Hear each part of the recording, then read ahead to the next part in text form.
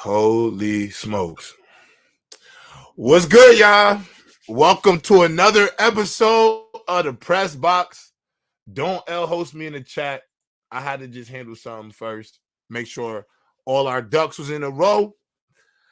Oh, man. Now, these topics today, we got a lot to talk about. Crazy conference weekend. Bama will be joining us in a little bit, so he'll come on. But before we get the panelists on, it is the first rankings of 2024. My boys is in the background. Y'all, listen. This was probably the closest set of rankings by far since the press box started. I had to go through looking at playoff predictions, people's takes.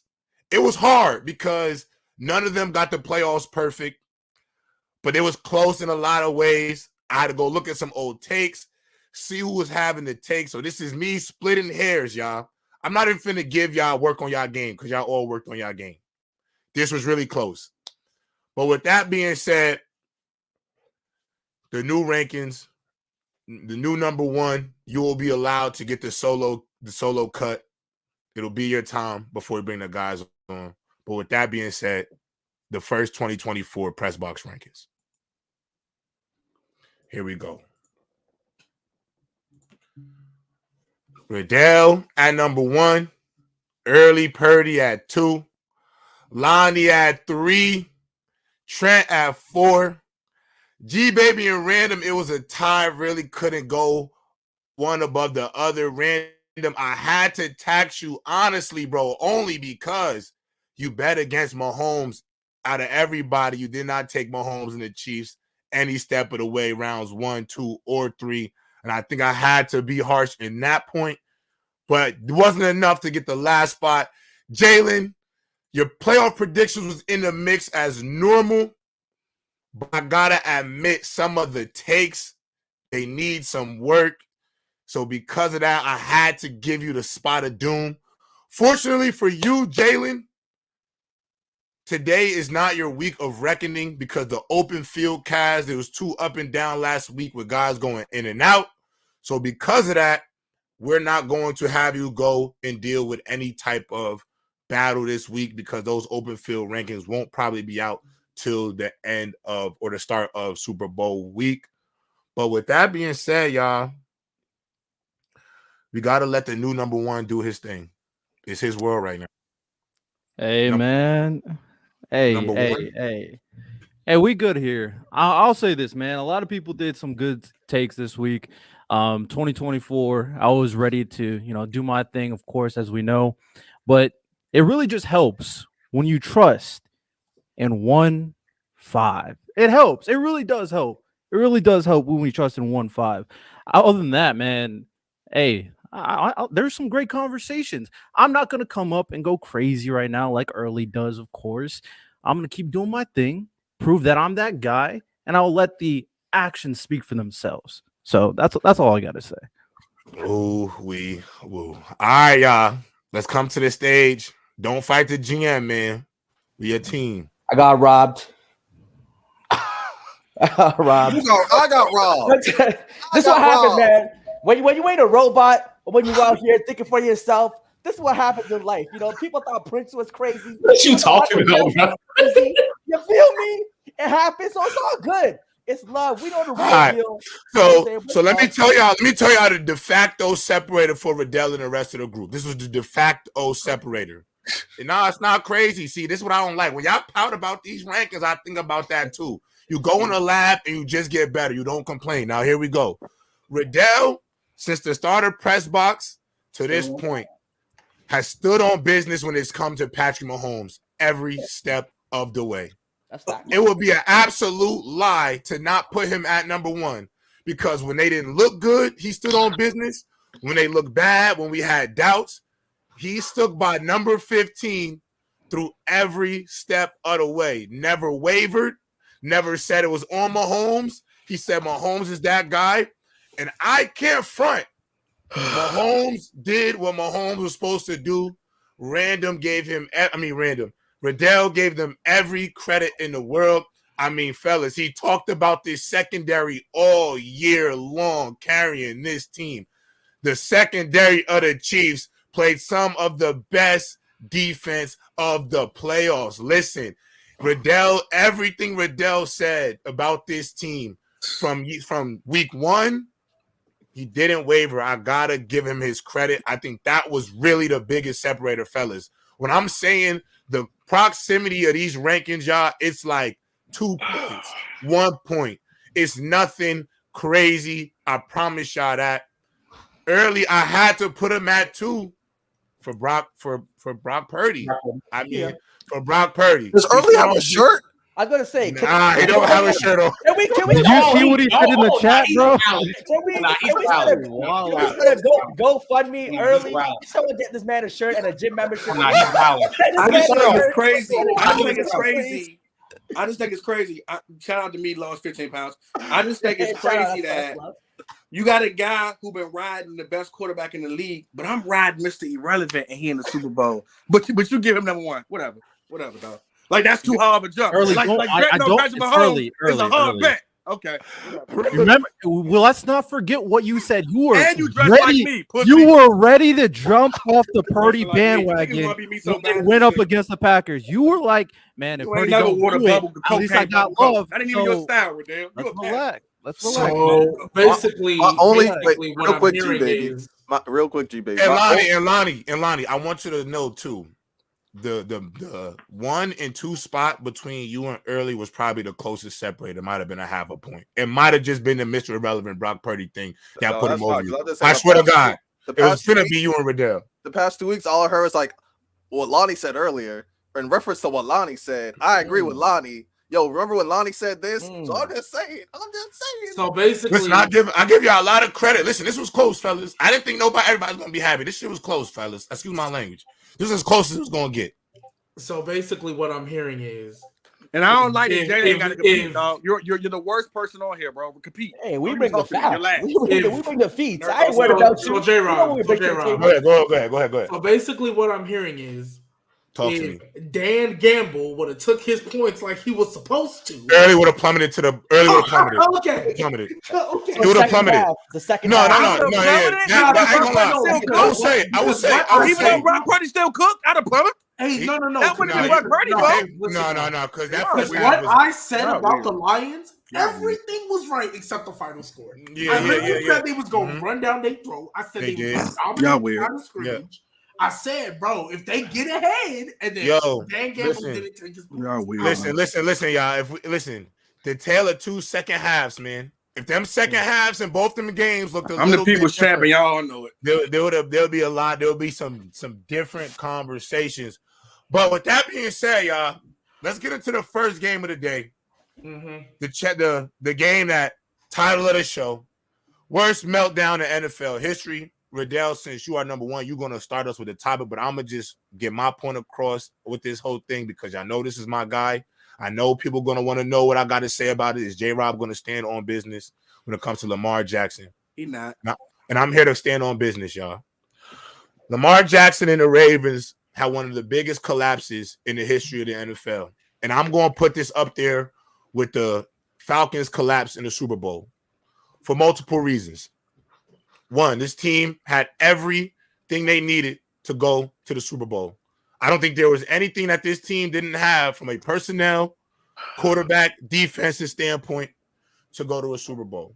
And I think right now the Chiefs mentally own this team as they mentally own most of the competitive teams in the AFC. Now, Lamar Jackson, I need you, my friend, to stop listening to your critics because your clock in the pocket in this game, holding the ball too long. That secondary had them boys in an absolute hellhole, and you was not utilizing your running lanes. Now, I could use the cop-outs, and I could say the PIs. I could say Tom Monken decided not to run the football at all. And I think that was Tom Monken's ego. 82% dropbacks for a rush first team. Very uncharacteristic. But Lamar Jackson, 2 interceptions, 2 turnovers. Strip fumble, you can say that's on the left tackle. I put that on Lamar Jackson. You have to climb the pocket. You have to have pocket presence. You have to climb the pocket. That's pocket presence, brother. On top of that, the pick to triple coverage, I don't know what you're seeing. You're pressing. I know that you don't think you have enough time. You go down only 10 points. It's a 10-point game, Lamar. You got more than enough time to get a touchdown and go back and try to get a stop because your defense played lights out in the second half, and y'all didn't bail them out. And I could look at Zay Flowers, and I could give excuses, but every single play was there for Lamar Jackson and the Ravens to go out there and win this game. They did not capitalize. Critical error after critical error after critical error. Almost 100 yards and penalties. Lamar Jackson, you did not look like the MVP of the league. And unfortunately, I have to say that about you. In that game, you were supposed to show the world why you are that guy. You had multiple opportunities. I didn't like the first half. And I'm not going to kill you and call you a Dak Prescott. I'm not going to do that. But I got to treat you how I treat Josh Allen. You left plays on the table, and not enough splash plays are going to just get it done. Catching your own pass, awesome. Looks good for a highlight tape. The pass to Zay Flowers, great stuff. But that's not enough to beat Patrick Mahomes. And the gap just widened even further. And it seems like mentally, this team had you a bit rattled as well. I thought you looked antsy in the pocket at times. You looked uncomfortable. And I could look at all the other things around you that didn't go right. But from your performance alone, Lamar Jackson, you did not look like yourself. And I don't want to say you played a horrible game because there was enough plays left on the field for y'all to have been the victor. But y'all didn't do enough. You didn't do enough. And I hope, but I will say this, fellas, with all of that information being said, I still think the window for a Super Bowl for the Baltimore Ravens is still as open as ever. And I'm not going to close the door on this thing, but the last mountain you got to climb is Patrick Mahomes. Go ahead, Riddell. Start us off, bro. So I want to make sure we all kind of on the same page because, I mean, Lamar Jackson's going to get his cooking, which is deserved, to be honest. But none of us, for the most part, from what I'm aware of, hate Lamar Jackson. As a person, a lot of us like him. I like him as a person. For me personally, when it came to a player, I was pretty indifferent. Like, I could see why people like his play style. I could see why people dislike it. I was like, hey, man, Lamar Jackson, do your thing. And at the beginning of the year, I like to write out, like, okay, what am I looking at for the NFL season? And one thing that I wrote down, the Greg Roman excuse. And the reason why I wrote this down is because, hey, man, people were coming at Greg Roman and go like, hey, he is holding Lamar Jackson back, which is fair or not, fine. Greg Roman is gone. You add more weapons. This defense is probably the best defense that the Ravens had since Lamar Jackson been the starting quarterback. All right, let's see what we got. Regular season, even though Lamar Jackson was the MVP, like for sure he was the MVP, I wouldn't go like, hey, man, he's going to another level that I didn't see before. Like, he was playing better, especially as a passer, but it hasn't really set in for me. So the playoffs was going to be the indicator. He blew out the Texans. I was like, I mean, he was comfortable. He had fun. Second half, he balled against the Texans. I was like, okay, but it still didn't prove anything to me. The Chiefs game was going to prove who you were to me, Lamar Jackson. I'm honestly going to say it didn't look good. It didn't look good. Lamar Jackson, for me, was the reason they lost this game, especially considering in the second half, the Ravens held the Chiefs to no points. The amount of 3-and-outs the Chiefs were going, like, the Chiefs haven't really punted all playoffs. And then the Ravens in the second half was really just holding them down. All the Ravens had to do was put some points on the board. And there's some really notable plays. The picks by the pick and triple coverage was terrible. But let's not forget, he threw a really bad ball to Zay Flowers for a conversion, and it was in Nick Bolton's hands, and he dropped the interception. Really bad play. Let's not forget, he missed a check down to Justice Hill, and he was furious. The emotion was on his face. Really bad ball. He missed a screen pass to Zay Flowers, really underneath. Zay Flowers had to dive on the ground to catch it. Really bad ball. And the overthrow to OBJ in the end zone, if he threw that a little bit underneath, he probably could have got a PI and would have been right there at the one. So there are like a lot of bad plays, and those are just some of them Lamar Jackson did that really didn't put them in favorable position, to be honest. And J-Rob said a lot of the other things in terms of him holding the ball. What really stood out to me when it came to this Ravens game is Lamar and the Ravens weren't ready. Like, that is the biggest thing. You can see the team that was ready with them not making nearly as many terrible penalties. The composure with Patrick Mahomes and that offense, the team that despite everything going on, that defense was ready to hold down Lamar Jackson's and keep him inside the pocket and put pressure consistently. And then the Ravens, bad penalties. Lamar Jackson thinking too much. The amount of plays that he could have ran for a first down and made a huge play was timeless. You've seen it multiple times where he had like a 3rd and 1 and he was going to run and he just stopped. He slowed down. He could have got an easy first down. So one team was ready, one team was not. And I think next year, I think they'll be better. Personally, I think they'll be better next year. Lamar Jackson got some experience. He's going to calm down. He won't be reeling as much. But this was a bad game for Lamar, and he definitely deserves criticism, to be honest. Go ahead, G baby. Go ahead, G baby. So, J-Rob, when you said it was the biggest meltdown, I understand why you said it. Because of everything that they had. Exactly. Exactly. I understand why you said that. However, I'm going to take it a different route. Okay. I don't necessarily would call it the biggest meltdown, mainly because the defense, I don't know if y'all know this. This is the least amount of points the Chiefs have ever scored since Patrick Mahomes has been a quarterback. Facts. This is the least amount of points they've ever scored. Even when the Bengals shut them out in the second half, at least they got a field goal. Right. At the very least. I'm looking at like every single drive they had in the second half was punts. Every single drive. Every single one. Yeah. Kyle Hamilton, he gave up that touchdown to Travis Kelce, but he's the best safety. He's the best safety in the league. I agree. Facts. He was all over that field, like everywhere. Mm-hmm. But when you look at it, so my two things is one, Todd Monken. I don't know, like we're gonna get on to Dan Campbell in a second. But at the end of the day, what is the biggest phrase? Do what got you to the dance. Don't all of a sudden get to the dance and stop doing what got you there. Ego, bro. Ego. I don't know what Todd Monken was thinking. I don't know. I personally, but we're gonna show the world that Lamar Jackson's a passer. And he can pass the football, but you took him out of they never had a rhythm. I'm sorry, G baby. I hear you. I hear you because I think after the Chiefs scored and the Ravens got the thing, I was like, okay, we rocking. Yeah, wow. Santa, you crazy, bro. Wow.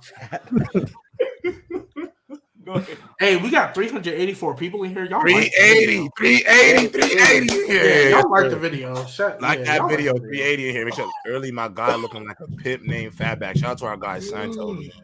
Fight for my life, Santo. How could you? Oh my god. That's crazy. That's crazy. Finish G. No. But I think after that first touchdown drive they had, I felt like they just went away from it. Now, we know this is a game of momentum. That strip sack, dang, that's tough game. Tough. But even after the strip sack, the fumble, they turned them over on downs. Mm-hmm. They turned them over on downs. It was still a one possession game. Phenomenal play by Travis Jones. Absolutely. So you had multiple opportunities, and so for me, it when I look at what Lamar in that team offensively, because defensively I think they was fine. I think Roquan and the boys came to play. Mm-hmm. Offensively, you can tell Lamar was thinking, "Oh crap! If I don't win this, crap." Looked like he was pressing. Because he was definitely 100%. He was so frustrated with himself, like that when he came out that second half, he's still frustrated, complaining about like this, that, like I ain't never seen Lamar talk to the refs this much.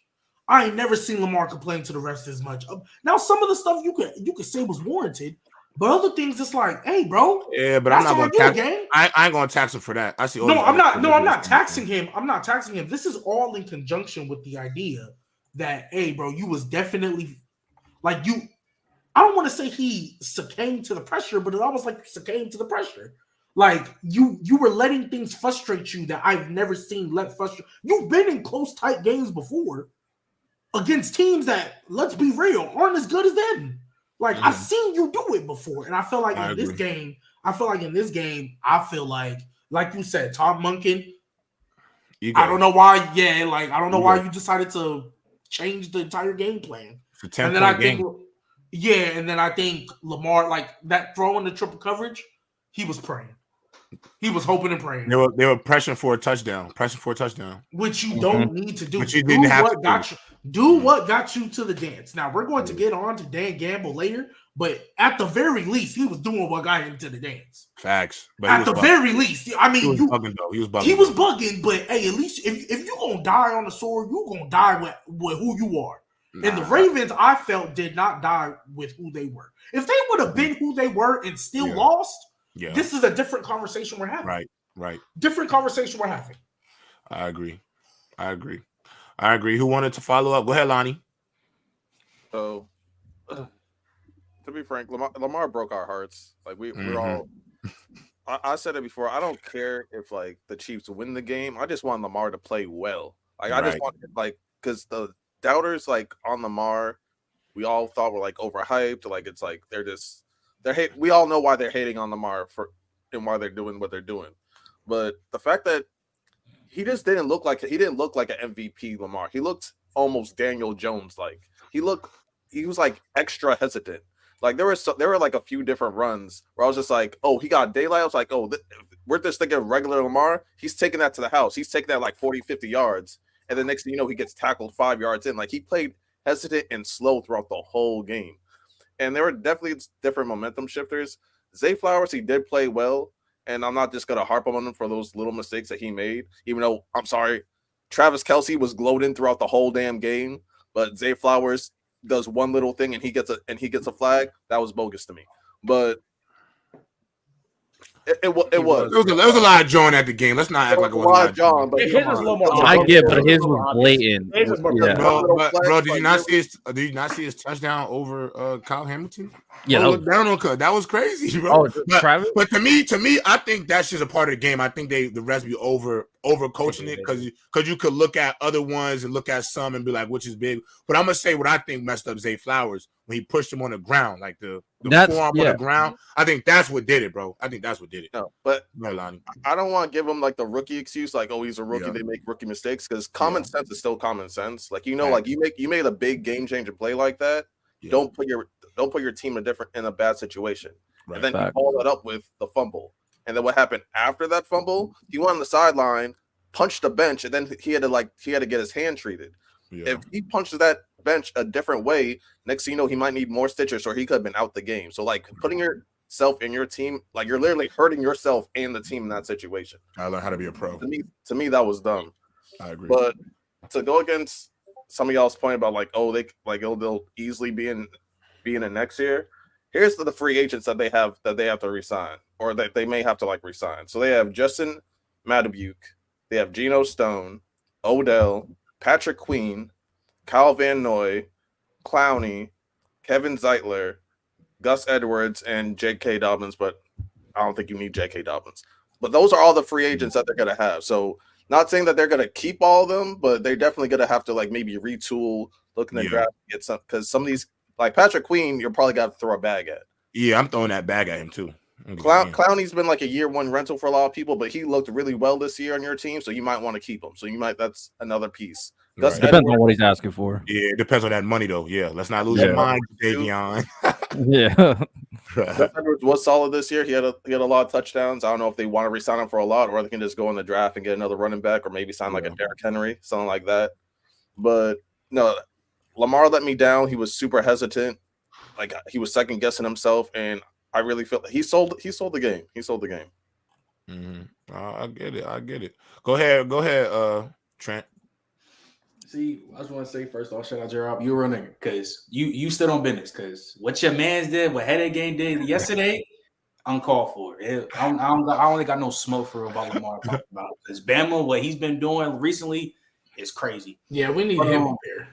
Yeah, but this is why he's not. He's not changing his mind. And it's sad too. But this is why I always say, bro. Like to me personally, 2 through 4 and quarterbacks is always it's interchangeable. I don't care who you have top 2 because like we've been saying. Besides Mahomes, ain't no QB for really done took the crown, really shown it. So it's Mahomes and then everyone else. Yeah. But to go to the game, bro, yeah, for me, of course, Lamar on the ball way too long, overthrowing people, throwing to Stevie in triple coverage. Like, I mean, I know if it was another quarterback that did the same thing, they would be getting murdered by this. We did murk him for it. Yeah, got to murk him for that. And I'm not to like. I know when you talk about J-Rob, when you talk about players diving for the line with their ball out, I'm not really gonna be mad at Zay Flowers doing that because he's trying to score it. I think that's just a hell of a play on legit. I'm probably more upset about the taunty call than I am about the fumble and the dive.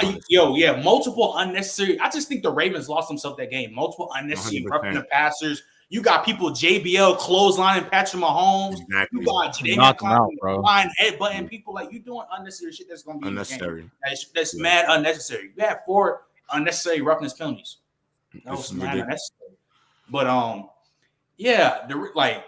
doubted Mahomes because I wasn't expecting these receivers to pick it up. And it's crazy when it mattered the most. Goddamn, these motherfuckers. Valdez Scantling. You got Travis Kelce. You got Travis Kelce going to Kawhi Leonard, just cool in the regular season and coming to playoffs, bugging out. I'm just like, yeah, bro, this is the regular season that we keep saying, bro. But let's go back to the Ravens, bro. I just think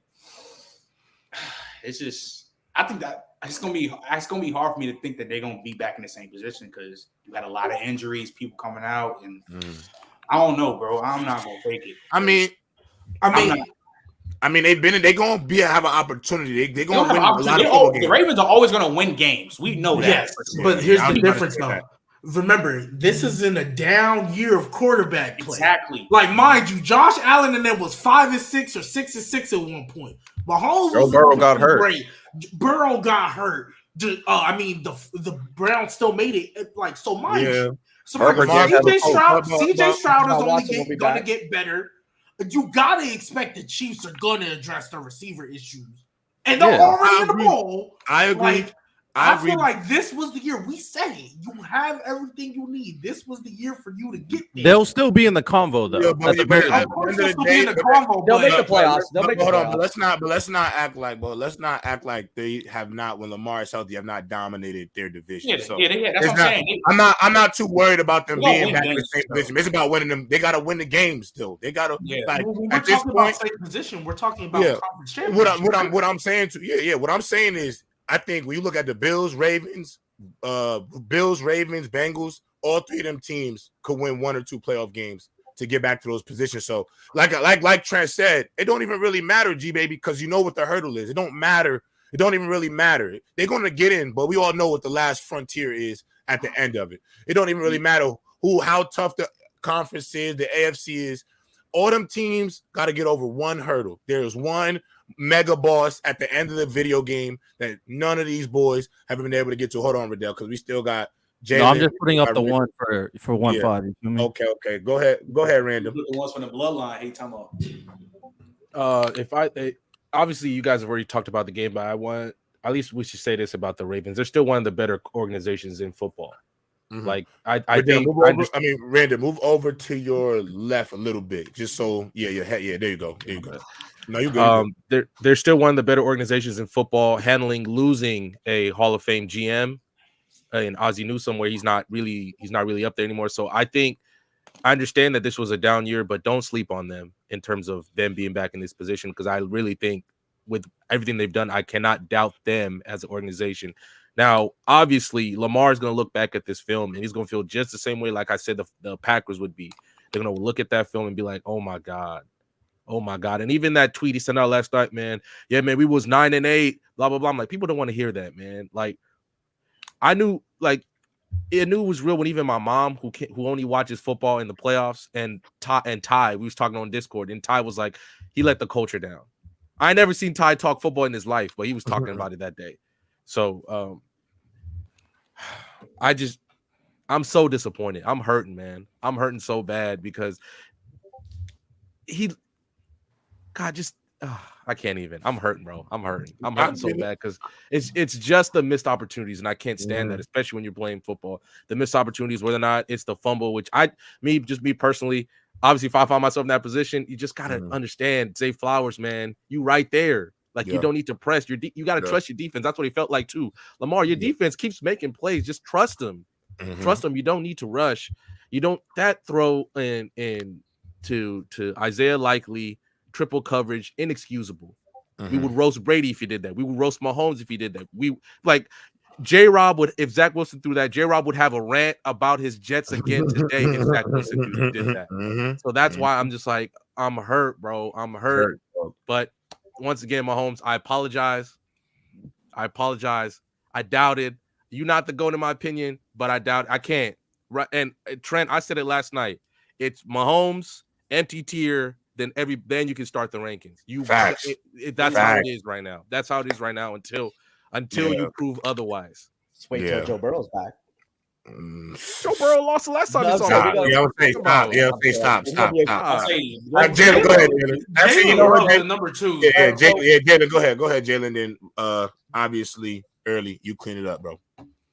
So I think once again, you guys already covered all the bases of the game in terms of what happened, this and that. I will say, how the Ravens will react to this game is you kind of look at it 2 ways. One, like G-Baby mentioned earlier, this was the opportunity to beat the Chiefs. Obviously, with the offensive weapons not being there, this not being one of the worst teams that Mahomes has had to deal with in his NFL's career, this was the time to beat him. Or 2, it was still a close game. Like that second half, we saw that defense came to play. Kyle Hamilton was single-handedly trying to keep them in this game. He was making tackles everywhere behind the line of scrimmage. He was single-handedly getting these guys 3 and out, making Mahomes punt the ball, putting the ball back in Lamar Jackson's hands, and they couldn't get it done. But I will say, even that fumble with Flowers, like that's a momentum changer. That's a touchdown. Suddenly, it's a 3-point game. A touchdown gets you the lead. A field goal, gets you, and that team gets low. They're like hype. All right, we're back in the game. It's our time now. But that really changed momentum. So this game really came down to a lot of kind of momentum shifting plays. You mentioned the penalties on Mahomes. When they hit him in the helmet, just a stupid yard you're giving up. And again, the momentum just taken away from the Ravens when they could have had a shot to win. So I think in terms of them getting back here, they're going to be back in the playoffs. And I think, again, I don't think it's over for them. I think Lamar, again, sometimes it takes a couple times to face an all-time great of Mahomes and that team that's just on a run. It's going to take you a few times to maybe eventually beat him. I do think he will eventually get over the hurdle. But obviously, it just didn't happen today. But in terms of his performance, this game, we have to bash him for it. And it has to be bad because when your defense shows up the way it did and gives you every opportunity to win, and you don't make the pass or plays, you have to be held accountable. Now, if this was a 35-32 game, he rushed for 100 yards, gets a touchdown, throws for 2-3. All right, cool. You know what? The defense kind of struggled. You did your thing. Maybe you missed a play here and there, but we can still give you some credit. To only put up 10 points, to make the throws he did, like to the triple coverage, some overthrows, underthrows, even with his feet. I think there's opportunities where I thought he had some open running lanes where he didn't take it. He was a little hesitant, decided to throw the ball. Lamar Jackson, we know you get on your feet, you find the lane. He's usually never hesitant. He's ready to go. But for whatever reason, this one, he was a little hesitant. Got to hold him accountable. He dropped the ball. He definitely choked. His defense put him in a position to succeed. His coaches put him in a position to succeed. His team did, and he didn't make the plays or throws that need to be played. So Lamar, you got to hold this one. I don't like putting. You guys always know I never like putting a win or loss on one player. But based on this game and what the opportunity that was afforded to him, he's carrying most of this blame. He's 100%. You got to. You're the friend because at the end of the day, Jalen, you know why? Because let's be honest, fellas. Even though that defense didn't give up a touchdown in the second half, if the Ravens, let's say Zay Flowers scores, they win the game 17-14. You know what we're going to talk about? Lamar Jackson finding a way to beat Patrick Mahomes to go to the Super Bowl. We're probably only going to give a little bit of the defense of the credit. So, the quarterback gets most of the praise in the win. So you always got to give them a harsh reality check in the loss. Go ahead. There's nothing wrong with that, Jalen. Nothing wrong at all. Go ahead, Early. Your world. It ain't my world. I'll be number one. Ain't much to say, man. Honestly, give it. I'm just here so I don't get fined, man. Nowadays, man, I ain't gonna lie. Lamar had a bad game. I think Odell, if he goes to the Chiefs, which he probably will next year, he's a 1,300-yard receiver. I think Lamar had a hard time getting the ball down the field. I think he had a hard time. And the corners did what the corners supposed to do, man. Honestly, that's a good tandem. Probably the best tandem they had since Tyler Law and Patrick Surtain. Good point. But I look at it as that most of the game they rushed for, and when they couldn't get there, instead of running, Lamar decided to either throw the ball out of bounds or make a bad throw down the field that wouldn't complete. So a lot of pressure on Lamar, man. A lot of people going back to the running back allegations with Lamar, and yeah, man. Hopefully, he can get it together this offseason and maybe come back stronger. But to be totally honest, I don't think getting him a star receiver will matter. I don't think that's Lamar's game, honestly. I think his game is, improvisation and having the ability to be the fastest quarterback in the league. So, now I understand. Like I said, I think my last thoughts on the game is, again, I still see the window for this team being open. I think the same way with the Bills. And listen, the rest of these AFC teams, these quarterbacks, there's one man you got to catch. This is his league. This is his league. This is his league. Go ahead. I was gonna say the last thing I want to say is that we gave Lamar a pass in 2019 because we know when you actually look at that 2019 team, he's dead carrying like crazy. Yeah. He's carrying this year. You still have pieces around to where, all right, like when it's playoff time, we shouldn't be seeing 2019 like the Ravens again, or we shouldn't be seeing 2020 before he got injured when he threw that pick six versus the Bills.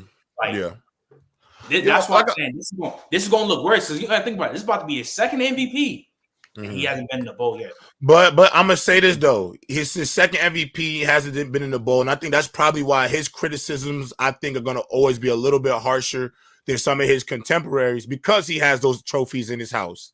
And when you're an MVP level quarterback, you get MVP level expectations. Again, how do we have to view Aaron Rodgers folding in them playoff games? You have 4 or 5 MVPs. There's a different level of expectation of who you are. And that's okay. But that's what shows you if you're going to rise to the cream of the crop. And again, I actually don't agree with Early said something about the star receivers. I think they're going to draft another wide receiver because them receivers got locked the hell up. Let's be honest about it. Them boys got locked up. But the wide receivers, to me, aren't the reason why I think some of that offense looked out of rhythm. I promise you, if they could have actually and I don't think, and I'm going to be honest, one thing, too, I want to mention, I still like Todd Monken more than Greg Roman. Of course. Because Rex Ryan went out there and said, everything owe Greg Roman an apology. No, the hell you don't. Because everybody will also agree that this was the best passing season by Lamar Jackson as a quarterback. So Todd Monken did unlock his game more in the passing game. You know what I will say about Todd Monken in this game compared to Greg Roman? Greg Roman, at any point in that game, would have probably went into triple option formation and got busy on their ass. 2 tight ends, Isaiah Likely. We're going to pound the ball down their throats. And I think trying to turn it into a just completely pass-oriented team and not trying to establish a run, I think that will always be something to look at. But again, like the Bills game, like this game with the Ravens, both teams have money left on the table. And if you know you got money left on the table with Josh Allen and Lamar Jackson, listen, I'm still giving myself a chance to win this game because the only quarterback that we've seen to beat Mahomes in the Super Bowl is another GOAT. So we can't definitively say that any of these guys can beat him. So we're still waiting for the first guy to pull it off. And it might be Brock Purdy. Who knows? But with that being said, let's move on to Patrick Mahomes because I think as much as Lamar Jackson is the headline of this whole thing, the other story that we cannot forget about this is Patrick Mahomes. 6 years, 6 AFC championships. Was this his 5th trip to the Super Bowl? 4th trip to the Super Bowl? 4th trip to the Super Bowl. He's already won 2 of them. I'm gonna start this one with Early since he was last. Early. One more Super Bowl victory against the teams that he had to place. 2 on the road. Then to go beat this 49ers team that y'all talk about is historically great. What does this do for this legacy? Does he pass Brady if he wins this one? I know my take on that. No, it doesn't. Even if he blows out the 49ers, he ain't passing Brady yet. But I will say this, man. I have to appreciate Patrick Mahomes' greatness. He just does what every other quarterback in the league except for Brock Purdy, does, and that's just making the right throws at the right time, being poised. Like you can tell when God made Patrick Mahomes, He specifically made him to be an NFL quarterback. Like he was born and bred to be an NFL quarterback. Like his improvisation, his ability to scramble out of the pocket when you least expect it and get the first down, but yet still get down. His ability to make the off kilter, off balance throws at the right time. His ability to make the right play at the right time. It's the reason why he keeps whipping everybody.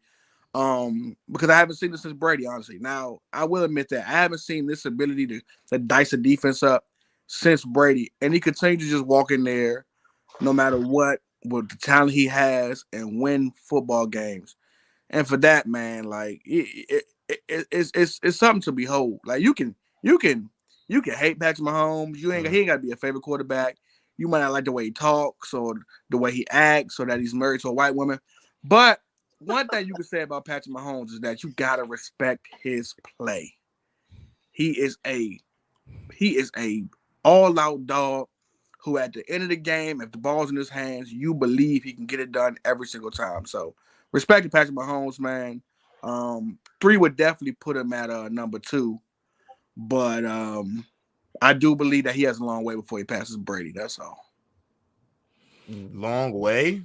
Long way. Okay, go ahead, Randall. Like I'm 4 more of them things. 4 look, I'm not one of those who's gonna say he gotta. I'm not one of those who's gonna say he has to win 7. Yeah, we're gonna get into this. I like this already. Say that, but obviously, I'm gonna say, like I said, I think we're forgetting what Brady has done, and I understand that he's doing great, but y'all don't like. I'm like I said, Brady's game was never sexy. It's not as cool. It's not as cool as Patrick Mahomes. And y'all literally forgetting. I literally had Trent tell me yesterday that this team's worse than. We're gonna go backwards, y'all. We're gonna go backwards. You know. Yeah, I literally had Trent tell me yesterday that this is the worst. This team is worse than any team Brady took to the bowl. And I'm like, 2018, where he beat him, was worse. You say Julian Edelman was better, but Gronk was so washed he had to retire. Gronk was so washed that year he had to retire. You brought up Julian Edelman. Go ahead. No, Trent. You gonna go. You gonna go. Like I said, go ahead. I'm cool. So now, mind you, if he wins 5, like he's already more talented. If he wins 5, even I'm sitting there like, I guess, but I'm still saying like, and y'all can throw whatever you want, but I'll also bring up that Super Bowl. Y'all can say that the line was gone, and that is true. His line was hurt, but they were still favored. I know some of y'all still picked the Chiefs over the Bucks, and he can never beat. He's 0-2. He's 0-2 against Brady when it matters. I'm gonna be a little nasty, but if he wins 5, I'm gonna give it to him. If he wins 5, I'm gonna give it to him. If he wins 5, I'm gonna give it to him. I'm not out here one of them people saying that that his start hasn't been crazy. His start's been amazing, but and also we're now gonna bring up the fact that his head coach was straight up sabotaging him at the end of the 2010s as well. We bring up all these things. Y'all want to add context. Straight up sabotage. Trent, come on, bro. Everybody go. We're gonna let everybody go. Jalen, if I'm lying, and he's done, Jalen. Whenever he's done, Jalen, you just go. If I'm lying, then why doesn't Bill Belichick have a job right now? If I'm lying, what? Because have we all not been talking about how bad he's been, especially as a player personnel person with Brady? Not what are you talking about? He was bad with Brady. I was bringing him up too last year. He was bad with Brady. This is crazy. Hold on. Let me tell you what I mean. You telling me he's been a great player personnel person with Brady. When I brought up the numerous people on don't make me go find the receipts of the numerous people that he drafted or tried to bring in that didn't work. Chad Jackson, Aaron Dobson, N'Keal Harry. All these people that he brought, and Tom Brady still found a way to win consistently. 2020 when N'Keal Harry, but okay, that don't mean he's a bad coach. I never said he was a bad coach. You can say the bad GM. I said he's a bad GM. Player personnel. I legitimately said that. I legitimately said player personnel. But I legitimately said player personnel before y'all started going crazy. I legitimately said that. I never questioned his ability. Wait, because we gotta let Jalen go. Yeah, go ahead, I never questioned his ability as a coach. I always question his ability in the front office, player personnel. J-Rob, am I lying? I never questioned his ability as a coach. Never did. How is that such a dumb argument when he's don't Trent. Jalen, I was such a dumb argument when he's the one talking to players. I'm not gonna. He gonna answer when it's his turn. He gonna answer when it's his turn. That's crazy. That's crazy, bro. You good, Jalen? Go ahead, Jalen. There's a reason why he doesn't have a job right now. First, Patrick Mahomes in this run. So I will say the thing that's impressive about this run is that he's doing it in a way he's never done. This wasn't necessarily Patrick Mahomes master classes, throwing for 350, 4 TDs. It's not that. We've seen that before, but it's not that. But to win it ugly, to win it in a manner that's not pretty, where the other defense, like Ravens defense, showed up, still finding a way. It's impressive when you see that. And we've seen the past before when he's done the big games and the pretty throws and all that. So when you combine the two and the totality of the 6 years and his performances, I think that's what kind of elevates him to that conversation, is because now we've seen it doing it in multiple ways. But I will say with the whole GOAT conversation that we're going to have now is it really, that conversation to have right now, I think really comes down to criteria. So when we look at the criteria of what we look at the GOAT, right? When we look at these all-time great players, we're going to think about, the eye test, statistics, accolades, how many years you've been able to do it for, the pieces around you, what other variables contribute to it, how many times you've carried a bad defense or a good defense you had, the wide receiver pieces, all that. You use the totality, right? If you use the totality of everything, again, all those criterias, Brady is still your GOAT. If you look at the totality of everything, the longevity, all that, he is the greatest quarterback of all time. Now, if you prioritize and focus, if you value things like the eye test, peak performance, and what they're able to do in that time, there's a legitimate argument for Mahomes to be the GOAT. So if you value that peak as let's say 30% of your criteria, and the eye test as another 30% of your criteria, and kind of the longevity statistics and accolades you don't value, you value less than, let's say 10%, then Mahomes has a legit case to be the GOAT. Without a doubt. It's just right now, it's totality. I'm still taking Brady as the GOAT just because I'm not going to just discredit what a guy's done for 17, 20 years, 20 plus seasons of giving me high level performance. Once Mahomes does that for me, because I do value longevity and I do value the statistics and kind of the accolades, he can pass it. But if you value peak and eye test more so, and you want to say that's the greatest person I've ever seen play quarterback, at his peak, at his best, he's better than anyone, I'm not mad at that. He definitely has a case, and you can definitely call him the GOAT in that case. Lonnie. As the number one Patriots fan, let me be actually objective. So my criteria is I'm taking whole body of work versus whole body of work. So this question to me is how many years has Mahomes been in the league? 7. 6 as a starter. 7, 6 as a starter. So 6 has Mahomes 6 years as a starter eclipsed 20 years of production from Brady. That's how I'm grading it. And to me, it's still no. I don't know why you laughing, G baby. I'm waiting my criteria. turn. Yeah. So it's just those 6 years eclipse 20 years. Now I've said last time, I think GB even corrected me. I said he's had maybe the greatest start of his career in sports history. Then G baby I think said Tiger Woods. So I was just that was me. That was me. That's okay. Oh, that was Jalen. My bad. That was Jalen. Okay. So you said Tiger Woods, but definitely greatest football start of their career. I feel like Mahomes is who every quarterback wishes they were. He's the best, one of the best throwers I've ever seen. The mobility, everything about Mahomes as a QB is low key perfect. Now I don't low key perfect. Low key. No, I'm keeping it a buck. He's my favorite. Both specs is crazy. Yeah, he's my favorite QB to watch. If you're making if you're creating a QB in Madden, you're making it like Mahomes. That's just how it is. Just dark skin for me. Sorry. Give me Peyton Manning's brain. Stop. I don't know. We're not getting involved in that. We're not doing that Peyton Manning bullshit. Number 7. Go ahead. Okay. So the thing with Brady is that I would say probably around 2011 to he retired, he was always either number 1 or 2 in the league. So it's do I think that Brady eclipses Mahomes? Not necessarily. Do I think that Mahomes eclipses Brady? Because if we're keeping buck this playoffs, he wasn't out of this world level QB play. He only dropped 3 points in the second half last game. Not saying he's not the best quarterback in the league. I'm not saying that. Stop making that sour face you just had a Sour Patch Friedel. I said, he's still the best quarterback in the league. Do I actually think that he'll eventually pass Brady? Yes, I've said that. I said, maybe if he gets 4 and it's crazy, I said, if Matt Nagy takes over for Andy Reid and Travis Kelce's gone and he still wins another chip, give it to Mahomes. If he gets 5, probably. Like if he gets 5, it's no. I just think like 3 is not enough for me. Because I'm taking like eye tests of when they were at their best with accolades, with winning when it matters, and I put everything like that into equation. 3 is just not enough. Okay. Trent, your world. You could answer anybody. You want to answer. To answer your random question, the reason why I think that's a dumb point to bring up because you're talking about Tom Brady when he left the Patriots. During his whole tenure, let's not act like Belichick ain't bringing phenomenal guys to help build that defense to have one of the best defensive league for damn near 2 decades. And we all know that. We all know Belichick has had ass picks in later on, like 2019, Aaron Dobson, Nakir, like you named them all. But during when Brady was playing, let's not act like Bill Belichick wasn't doing a phenomenal job, and he's a great defensive coach. So I never question his ability as a coach. I question his ability as a player selector. This wasn't just late. He chose Chad Jackson in 2006. He has. Okay, talk about his signings too. Talk about who he all drafted too. He drafted Jerome Mayo, Dante Hightower. I got you, but when that's great for his defense. Name a great receiver Belichick has drafted. With quarterback, he drafted Gronk. What are you talking about? Name a great receiver he's drafted. He drafted one of the greatest. Gronk is a tight end. Name a great receiver he's drafted.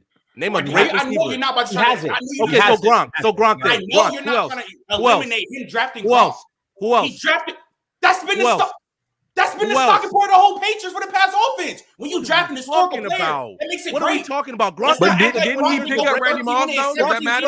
Or Brady for Wes Welker? Doesn't that count as GM work? Oh yeah. Also, yeah, I totally forgot. He got Wes Welker. I'll counter those. Okay. Josh Gordon. Randy Moss. Randy Moss. So what are you saying? Okay. Ocho Cinco. I'll counter Randy Moss. Ocho Cinco. But here's the thing. What are we talking about? You're leaning so much towards the bad that he signed and not looking at the damn good that he done. But it's clear. So you're telling me he's done a great job overall as a player, especially as a dynasty ended. No, he did not. No, he did not. I wouldn't say he did a great job. No, he literally did not. No, he literally did not. How did he not? How did he not do a great job? How did he not do a great job, especially as the 2010s went on? How did he not do a great job? I'm talking about Brady's whole tenure, bro. Oh my God! Because we're talking about Mahomes versus Brady. So you have to continue. You have to factor in when Brady was winning too. Not when he left. I understand that, and I'm telling you, especially as the 2010s went on, Brady won in spite of what Bill Belichick was doing to him, especially on the offensive side of the ball. What you mean? Okay, bro. Y'all bring up Julian Edelman because it worked. Taking a college quarterback and converting them didn't work. So Terrell Pryor was a great receiver. Terrell Pryor was a great receiver. What Julian Edelman did, it's not like that's not. But Antoine Randall was bad. He did a great job at wide receiver. We're not about to knock Julian Edelman. He was phenomenal in the playoffs. Yes, we all know Julian Edelman was a college quarterback. He went in the 6th round. He went to Kent State. We know that. But the transformation he did at wide receiver, that's because of Julian Edelman, not because of Tom Brady. You can say Tom Brady helped him, but then we're not about to act like Julian Edelman was a damn bum. We're not. That's not what we're saying. Okay, I still give you all the ones, all the different ones. Cameron Tompkins, Aaron Dobson, all those people that I gave you. And what you said he's a bust, but he's the one picking the players. When you're picking the players, I'm gonna give you the heat for that. I'm gonna give you the heat for that, especially on the side of the ball. Here's the thing, though. Again, we know every coach get every. Wait. So my question is this though. But it was so bad. Then why doesn't he have a job right now? So much. Why does he have a job right now? Why does he have a job right now, Trent? He doesn't not have a job because of what he did with Brady. He doesn't have a job right now. He does not have a job right now. I'm gonna answer the question. Come on, can I ask a question? Wait. My question is this though. That y'all losing me on is the question is about the quarterbacks. Why are we still talking about building? Yeah, like Lonnie brought it up. That's why I'm like, I just wanted. Did y'all not hear him? Like he's just asked y'all. We arguing quarterbacks. Y'all bringing up GM Belichick. Talk about defense. We're talking about quarterback play. Go ahead. I was answering the random because when he was saying that, he's gonna. I was just answering the random. I didn't even get to the question for real. I was just answering the random because to me that's some bot shit to say. They're trying to downplay Belichick. I get Belichick that has some bad. We literally see what he's done, and I still gave Mahomes his credit. Let's not sit here and pretend like I didn't give the man his credit. I definitely gave the man. I'm saying we got to be 100% honest, especially at the end. especially at the end when he's still making conference championship and Super Bowl runs with bad talent, especially on the opposite side of the ball. Just for the rest of this topic, can y'all make your points without talking about defense? I'll get to the. We're talking about quarterback. Just make your points without talking about. Go ahead. Go ahead. Because Go ahead. Get to Mahomes. Go back to the GOAT thing. Me personally, I don't think you need to get like 5, especially to what he's doing, because this first 7 years probably clear any quarterback in NFL history. So if he wins this bowl, I'm not going to be mad at it if somebody says he's the GOAT, because he's doing this in such a short period of time and nobody has ever done it. Like literally, not acute, and nobody has ever done it at this level at Mahomes doing right now. Nobody has ever been the best for this long of a time and dominating the way Patrick Mahomes is. So if somebody says, I'm really 50-50 on it. Like again, I'll put it like this. If you get that 4th one for real, yeah, it's over with. I'm sorry. It's over with. Like I'm not hearing it. It's Mahomes. Just a quick question, Trent. Where did you rank him among QBs this year? Like at the end of the regular season, was he like? I don't rank off this year, but if he probably say this season, I don't think he was the best QB this season. If he was still top 5, I don't think probably top 2, really, honestly, because he was still making great plays and he was getting sold a lot because the Chiefs still doing what they're doing like the whole regular season, and they led the league in drops. Like, okay, do you think Dak Prescott was better? He was still the number 1 QB this year. I was like, I just want to know. I say overall though, I think Patrick Mahomes has been the best quarterback in the league since he's entered the league. That's fair. That's fair. I agree. By far. Go ahead, Riddell.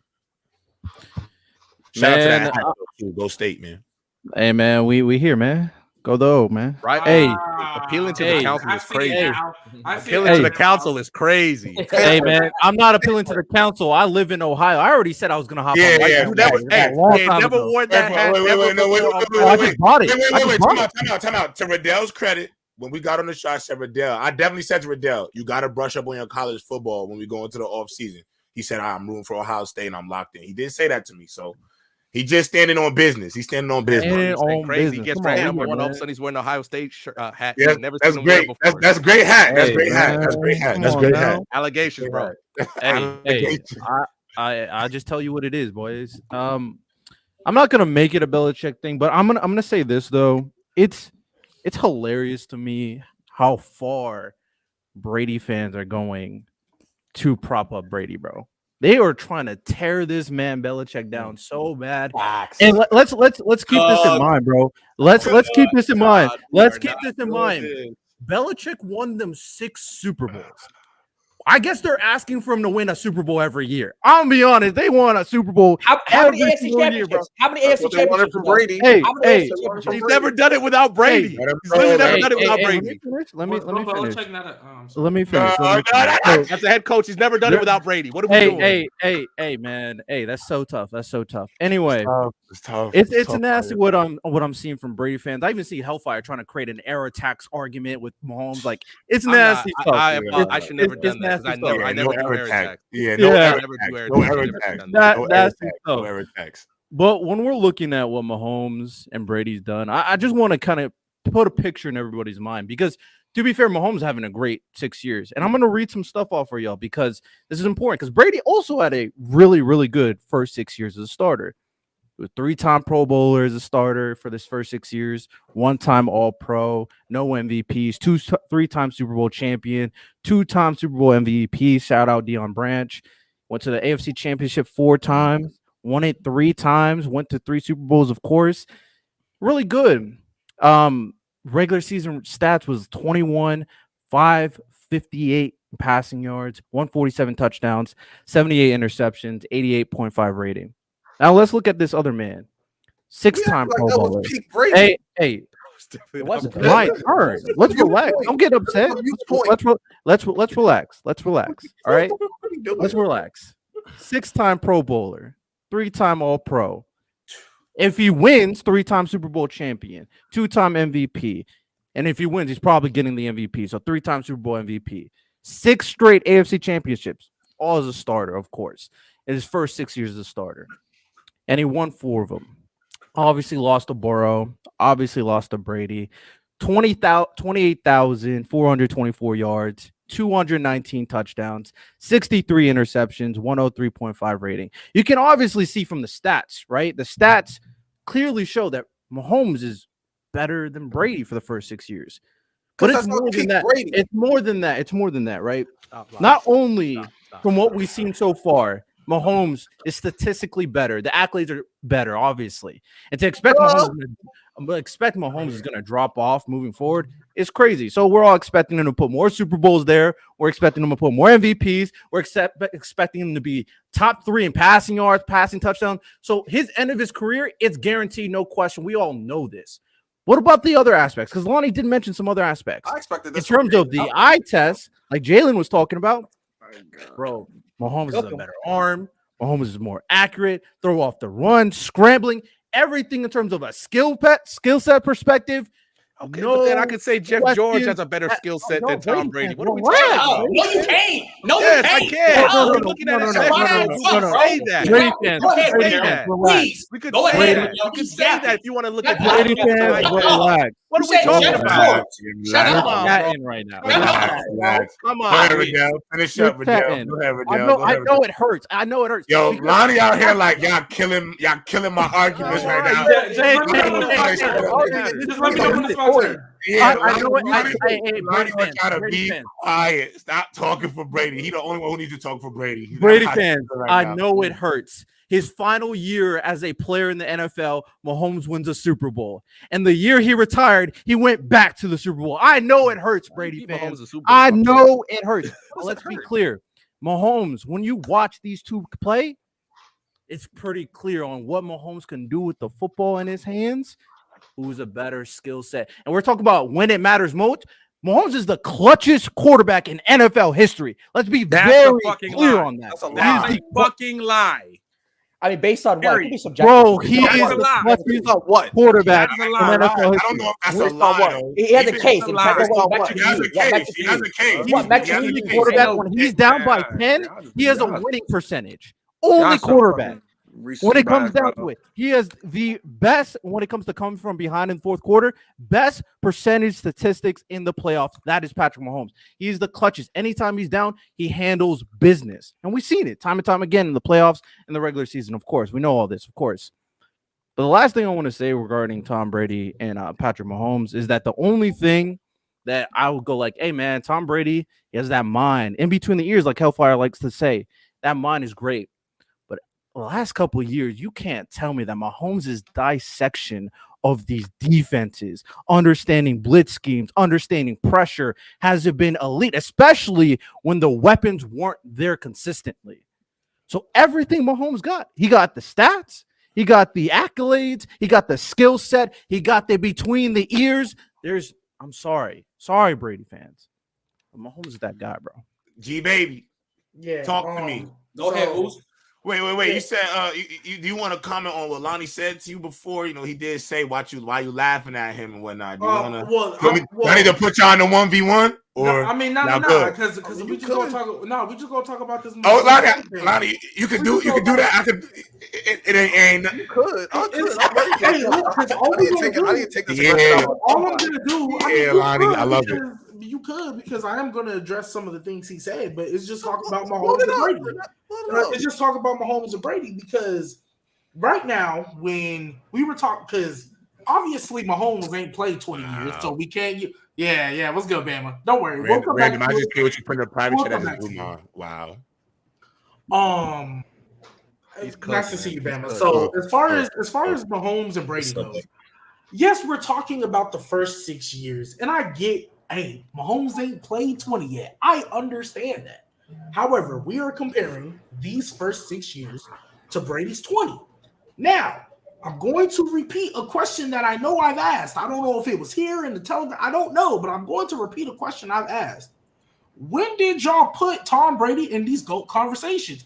I'll remind you, he didn't enter them conversations until he beat Legion of Boom, and then it wasn't solidified until after the 28-3 comeback. Legion of Boom Super Bowl was in 2014. That was his fourth ring. That's 10 years between his last Super Bowl win. Let's remember what happened in the 10 years. Oh, yeah, a choke job. Having the number one offense and the undefeated team ever, only dropping 14 points to a much inferior team, and then 4 years later did the same thing. No one ever talked about that from. Let him finish. Let him know it's his time. Hold up, early. Go into detail on the second time. Hold up. Y'all niggas be talking a lot today. Facts though. Everyone's asking for context. Everybody got You don't need to talk. You Peyton Manning Murphy. We don't need to hear from you. Early got me crying. Everybody got their turn, and I sat. What's wrong with y'all today? I'm just asking you to explain. Go in depth. Yo, y'all bags today. You better own. Hey, look, G-Baby, you better own 10 New Orleans Saints shirts. That better be the same shirt I keep seeing you wear, or we gonna have a problem. Hey, that's why God made you soap and water. That much soap and water in the world, nigga. Anyways, so therefore, everybody always seems to forget about that 10-year stretch. Now, did he eventually get there? Of course. We know Brady had a second peak in the 2010s. We get that. However, the reason why Mahomes is in these GOAT conversations is because we already talked about the eye test. We know what Mahomes is. We already talked about what he's doing off the rip. He went 5K and 50 off the rip, not knowing how to read a defense. Let that sink in. 5K and 50, not knowing how to read a defense. But an amazing offensive not knowing how to read a defense. And still lost to Brady. That's crazy. I don't understand why y'all tax Mahomes for having a great coach, but uplift Brady for having one. Nobody taxed him. Who taxed him? Y'all are taxing him. I am not taxing him. This man down here definitely taxing him. All I'm saying is that Tom Brady's coach was defensive minded, and his coach is offensive minded. Tom Brady had better defense. When you have an offensive minded coach who made Michael, we're talking about a man who made Michael Vick a passing We get into the quarterback. bread today, y'all. We're talking about a man who made Donovan McNabb a Pro Bowl. Damn, we get into the bread, bro. Stop acting like who he has doesn't make it easy for him. You You think if Lamar Jackson or any other or Josh Allen goddamn Andy Reid, it wouldn't be way simpler for him. Don't they say defense? You think he wouldn't make Jonathan Kincaid a Pro Bowl? What about the coach job? When we say, hey, look, when we said the Bengals were better than the Chiefs when he lost to him, when we said the Bengals were better than the Chiefs when he lost Joe Burrow 2 times in a row. When we say that, were the Chiefs a better team? You played, were the Chiefs a better team? Hey, I play defense. Him too, though. J-Rob, you know what's was the team a better team, G-Baby? So I'm asking you. Was that Chiefs team better than that Bengals team twice? I'm not gonna lie. You don't want to make this argument when it comes to Tom Brady. You don't want to make that argument, bro. Go ahead, G. Offenses in NFL history. The top 2 offenses in NFL history. What happened when they got to the big game? They lost. Peyton Manning choked. And they got smacked, right? Matter of fact, they had don't put them in the same. Peyton Manning, that was historical. That was historical what happened to Peyton. Tom Brady was historical. That was not the same. That was not the same. One at a time, y'all. Jalen, stop it. That was not the same. They were blown out of this. They were blown out the stadium. Wait. Go ahead, G. Finish. They were blown out the stadium. What are we talking about? The reason they were blown out the stadium, Jalen. Don't treat them the same. The only reason Manning put up 8. Yes, they both choked. They both choked the stadium. They both choked. Stop it. Let him finish. Go ahead, G. I love this one, bro. It's fun for me. The reason why Mahomes is getting put in that conversation is because even for the stat merchants and the accolade merchants, not saying anybody up here, but even for them guys, Mahomes is already got the accolades in such a short time. He already has the stats in such a short time. He already got 2 MVPs and 2 5K seasons. There's only, I think, if I'm not mistaken, 3 quarterbacks with multiple 5K seasons. One of them is Brady, and the other one is Breeze. And he did this in a 6-year time frame. Can I cook this nigga now, please? Can I cook this nigga now, please? Even though, yes, he ain't played for 20 years, right? He ain't played for 20 years. Y'all swear Brady was winning for all 20. He wasn't winning for 10 of them. He wasn't winning for 10 of them, right? So when you look at what Mahomes is doing in such a short time, and this is under the assumption that he gets the 3rd one in 2 weeks. This is under that assumption right now that he's getting the 3rd one in 2 weeks. That means he's won a Super Bowl 50% of his starting season. Oh my God! Can I say something now? Do you not know how crazy that is? Can I please say something? 50% of your winning seasons, you have a Super Bowl. as the Talk best to him, QB. bro. Can I say what I want to say now? In the league. Please. Not Can I say what I want to say now? Hey, Brady got the 10. Clearly the best. And a stacked Clearly, I wanna AFC say now. conference as well. Either. Please. The best this year. Go First and ahead. foremost, Go ahead. Facts? Best quarterback in the Can we league. speak facts? Answer the question. Can we That was speak the best this year. Can we Stop, speak nobody facts? doesn't So the play facts best one, are bro. We No, know that that. don't matter. That don't matter. That don't matter. That don't matter. That don't matter. That don't matter. Damn, bro. That don't matter. That don't So matter. the Go ahead. facts are the greatest offense of all time, the actual greatest offense was the 99. We talking about yards, points per game, was the 99 St. Louis Rams, right? Number 2 was the Broncos. Number 4 was the 07 Patriots. Do you want to know who number 3 was? The 2018 Kansas City Chiefs. The same team that lost in the Super Bowl 2. So we talk about great offenses, right? Right? Great offenses. They were number 3. Better than those. Now you talked a lot, nigga. You talked a lot. So let's go down to this. Let's be honest. Can we be honest? Go ahead. If Jimmy Garoppolo could actually play quarterback, Let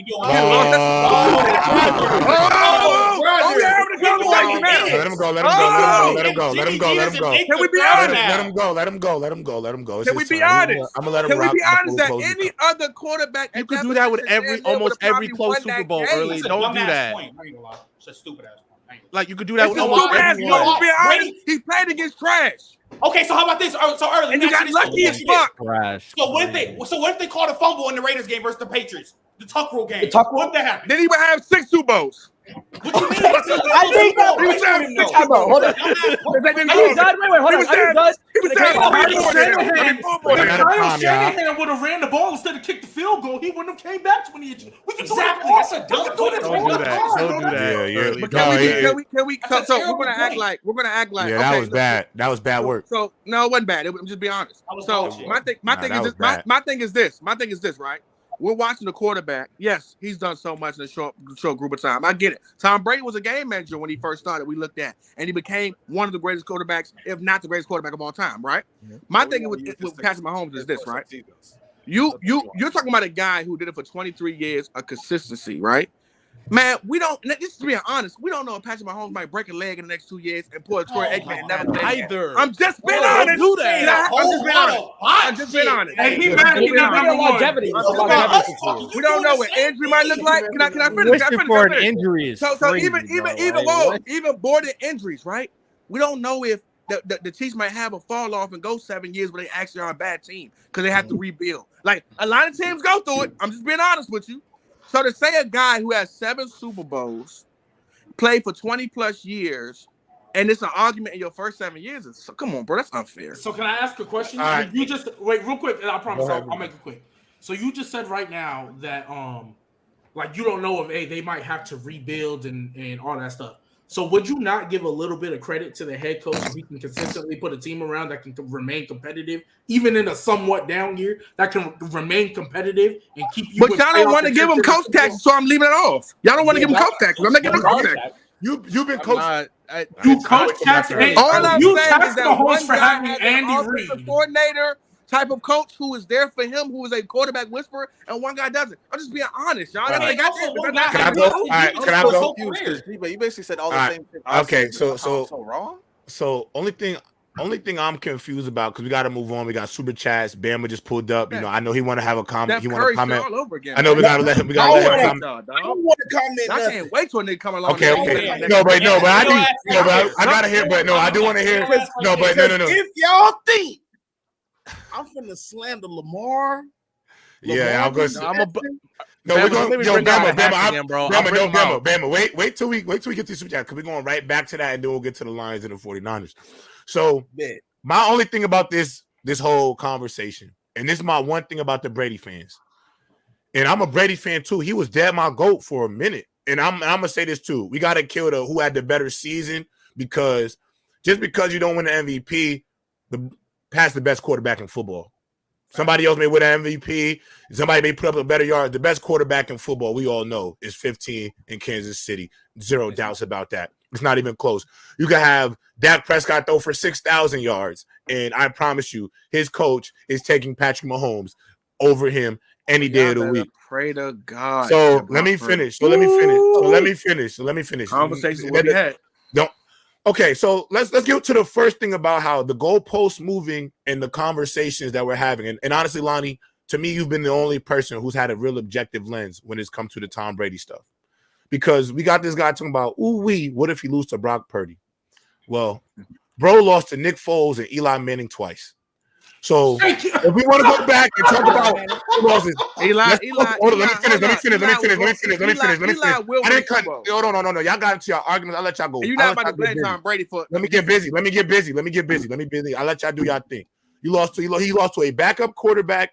Lost to a backup quarterback, and he lost to Eli Manning twice. And he lost to Eli Manning in a year that he went undefeated with Randy Moss, one of the best offenses in football. So let's not do that. Let's also not forget in the first Super Bowl, you want to attack somebody for having a great offensive coordinator. Well, let's also we can't tax Tom Brady for having the best defensive mind potentially, because in his first Super Bowl, Tom Brady only had to throw for 145 yards, 1 touchdown, while the DC held the greatest show on turf. That's what they call it, the greatest show on turf, to a mere 17 points. So we're not coach taxing these quarterbacks, because a lot of these guys both of these guys have 2 first ballot Hall of Famers as head coaches in their career. So we're not taxing that. My issue is Mahomes already has the talent, physicals is already ahead of Brady in that regard. So it's not even a conversation. When we look at Patrick Mahomes, he's been in the league as a starter for 6 years. 50% of his life already, he's been to the top of the mountain, going back again. And what I feel like the issue when we go back and have this debate is y'all are acting like he is going to have like that Tom Brady-esque playoff Super Bowl drought in the mix somewhere, and then that's going to be the tail of his career, like the first 6 years already in itself. If you take out the fact that they've had if you take out the 6 years of his career and just go to the accolades, MVPs, Super Bowl appearances, NFC Championship appearances, he has a 20-year career in 6 years. Do y'all understand how ridiculous that is? And so when he's all said and done, because the thing that we got to start doing is go by pace. And the pace that he's on, and we're talking about peak, bro been at his peak since he entered this thing, y'all. 50 and 5,000 to start it off. He couldn't read a defense yet. 50 and 5,000 could not read a defense yet. So he came in at the top of the mountain. And the reason why I look at him differently in some ways is the same way that Tom Brady over his career has had to adjust to the ebbs and flows of the Patriots teams that he's had. So has Patrick Mahomes. Because the first iteration of the Chiefs, that was not the defense that they had against the Ravens. That wasn't the defense they had against the Bills. He had to outscore teams to beat them. Now, this year, he has a team that led the entire NFL in drop passes, y'all. The worst hands in the league was on his team. And they're going to another Super Bowl. And in order to get there, he had to go on the road twice. Things that they said, Mahomes has never had the comfort of being at home, on the road. He had to do it twice. Go to Bills Mafia, go to the bank. Makes the throw of the game to Valdez-Scantling on third down to seal that thing. You got to look at the pace that this guy is on, the trajectory and the talent. And I think if he wins this one, the third in a row, going on the road twice, then beating Kyle Shanahan and the 49ers, who some of y'all up here, because most of y'all picked them to go to the Super Bowl, the 49ers. So, and throughout the season, y'all have high regards for this team. So let's not change the regard we have for the 49ers as an opponent. He go out there and do what he's supposed to do. I don't know how, if somebody said to you, Patrick Mahomes is the greatest quarterback of all time, I don't know how you look at that in a 6-year career. So in a 7-year career, and I'd be like, yeah, he might be the GOAT. Now, you can still say Brady is the GOAT because you got 23 years of consistency. You value longevity. That's all I'm saying. But if you think Michael Jordan is the greatest basketball player to pick up a basketball, then you don't value longevity. You only value longevity when it comes to Tom Brady. Mm-hmm. Because if we're looking at things that are being done right now, if you're looking at things that are being Mike done played 15 right years. Now, what do you mean? Hold on. Yeah, and LeBron James is playing dominated for 20 plus seasons, and some people will say that's not enough. And Michael played 15 with a couple of Wizards years that were terrible. Let's stop it. So all I'm saying about that, all I'm bringing up is y'all are banking on most of your arguments to me, from what I've heard from you earlier, is that you're banking on Tom Brady to Patrick Mahomes to at some point fall off a cliff. I'm saying he could. I'm not. Yes, y'all are. You are banking on him to fall. I'm not banking. I'm saying you can't bank on him now. Nigga, you are saying that because every time you keep saying yes, you are, because I keep saying 20 years. Banking on me that I'm hoping he have a downfall. No, you said he could. Nigga, you said I pray he don't. You literally said, God forbid, I pray he don't break his leg. You said, I pray to God he don't break his leg or something like that. Mahomes. That's not. Like, what are we talking about? Y'all are banking on him to not be the same player he's been for the next 10 more seasons. J-Rob, when you say banking this mean niggas are rooting for his downfall. That's not true. I'm going to make the argument why Mahomes will never pass Brady, bro. You said my bad that I said the wrong word to describe banking. I never said why he could never. All right. Early. I'm not saying you're banking on him to get hurt. I'm just saying you're banking on him not to be the same level of player that he has been through the entirety of his career. Let it play out. If he does 12 years of this, and then okay, bro, okay, cool. But I'm saying he had 10 years there. Okay, but 10 years. Give him 10 years at least. But what I'm saying to you, bro, is what else I'm not gonna lie. If I've seen somebody's 6-year career, I've never seen a player maximize 6 years as a starter in any sport. Any team sport, I think it is. That's why I gotta say team sport, because Tiger Woods, and I agree with that Tiger Woods take, Jalen. In the 6 years of a sport, he has done every single thing there is to do for a quarterback. Go on the road in the playoffs, go to the Super Bowl, check. Host 2 home games in the playoffs, go to the Super Bowl, check. Win an MVP, win a Super Bowl, check. Throw for 5,000 yards, throw for 50 touchdowns, win an MVP, check. Everything he's had. He won the Super Bowl this year and retired. He the greatest? If you value peak, you can say I could argue it, yes. If somebody said it to me, I'm not saying no. I'm not going to say no, because at the end of the day, too, he's going to have 3 Super Bowls, 3 Super Bowl MVPs, and was the catalyst. Because you know what? That offense this year was carried on the back of Patrick Mahomes. Patrick Mahomes has shown that he can do as much with less as Tom Brady. He can do as much with less as Tom Brady already. I just want to add real quick. The first 6, if we're just comparing the first 6 seasons, it's not close. Hold on. It's not even close. Again, let's understand. Tom Brady, his first 6 seasons, no one really thought he was the best. Hold on. He wasn't. That's to Mahomes' point. Exactly. That's what we're saying. Hold on. So what we're saying is he wasn't in the conversation. Hold on. Brady was not in the Brady was not in the conversation with the best quarterback in the league. Why are we letting the last nigga in the Super Bowl talk? Let him go. Brady was literally, guess what? Brett Favre was thought to be better. From 2000 to 2000, Brett Favre was thought to be better. Okay, Dante Culpepper had years in there where he was better than Tom Brady. Rich Gannon had years he was better than Tom Brady.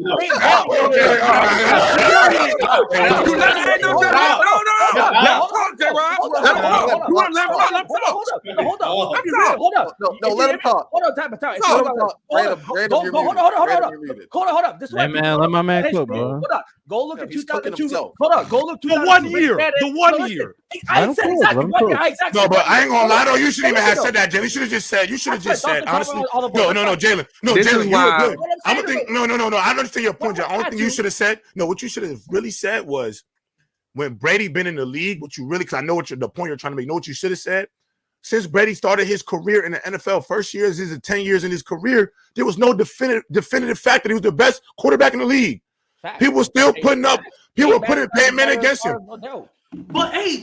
No, so what we're saying is Pat has walked in the best.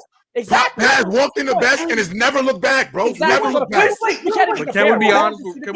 Though? Hold on. Screw all this. Because y'all keep getting caught up. Yeah, they even bring up Rich Gannon, Jalen. Just say the straight up facts. So long, people forget. Brady's peak was later. Was like 2007. Yes, I agree. J-Rob, screw all this. Because they keep getting caught up on the first 6 years. You take this 6 years of Mahomes and Brady's best 6 years, it's equal. It's equal. Let's talk about that. Let's talk about that. It's still equal.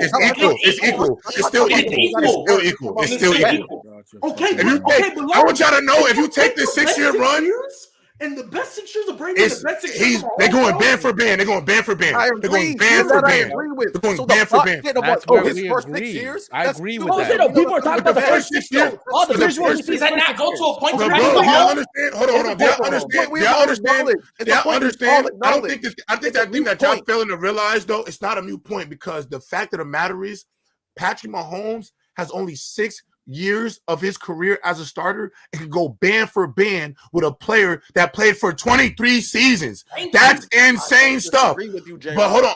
No, but I don't want to get lost in this because we still only got an hour and a half, and I know how we're going to get with this. But we got these super chats. Let me get through these real quick because these is big hitters, and then we got to get to the Lions and the 49ers. Yeah, shout out to the chat. Shout out to y'all. Y'all got us to 411 at one point. Y'all been going crazy.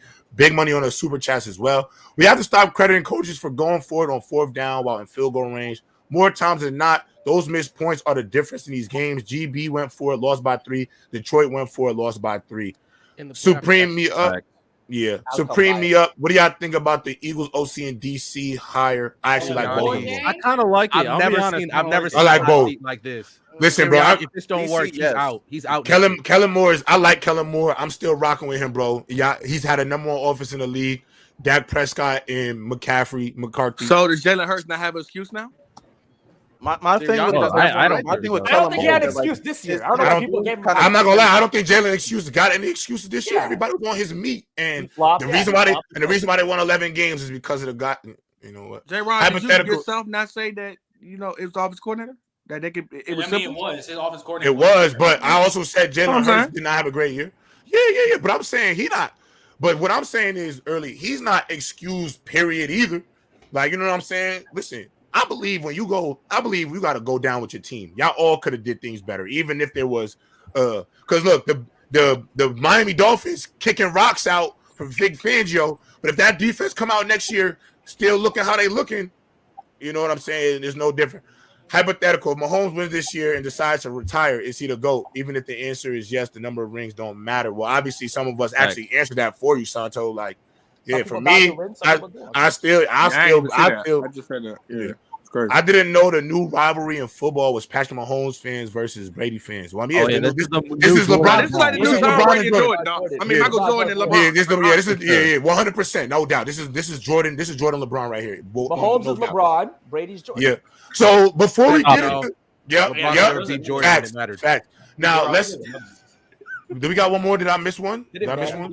I missed the. Oh yeah, I did. Mahomes is great, but he's playing in a much worse QB era, a worse defensive era, and less physical brand of football. 80, that is very true, though. No, it's not. 80 early. He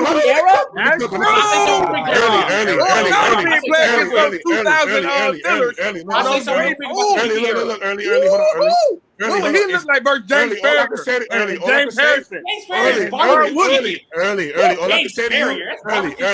Early. All I can say to you is, it's cool when they do it. It's a problem when I do it. Hey, wait, the one thing I want to say about that Super Did anybody forget the year 2020? 5,000 yards for Brady in that era that looks pretty bad. Did anybody forget that? That's why I don't. His second time doing it. Real quick, Gerald. Man, Duke, you hate Brady, bro. People love doing this for Patrick. I like Brady. That's why I took it back. I don't like doing that. I never like doing that. Bro, if you look at the QB era from 2000 to 2010, after that top 3, that shit is basura. Come on, thank you. And I'm gonna tell you another from reason. 2010, you said? Hold on. Let me say one other thing. Let me add one more tidbit to this too. The quarterback era comment from Mahomes. If we're gonna tax Mahomes for the era that he's playing in, then I'm going to tax Tom Brady for that god-awful division he's dominated for his entire career. And don't say nothing because I am a Jets fan and I had to spend the last 26 years of my life watching how pitiful and how Tom Brady walked through the conference. So let's never ever how dare you do that? Mahomes, the division sucks too. How dare you do that? What I'm the saying Raiders, is, the Broncos. Hold on. So and now I'm gonna go even and now I'm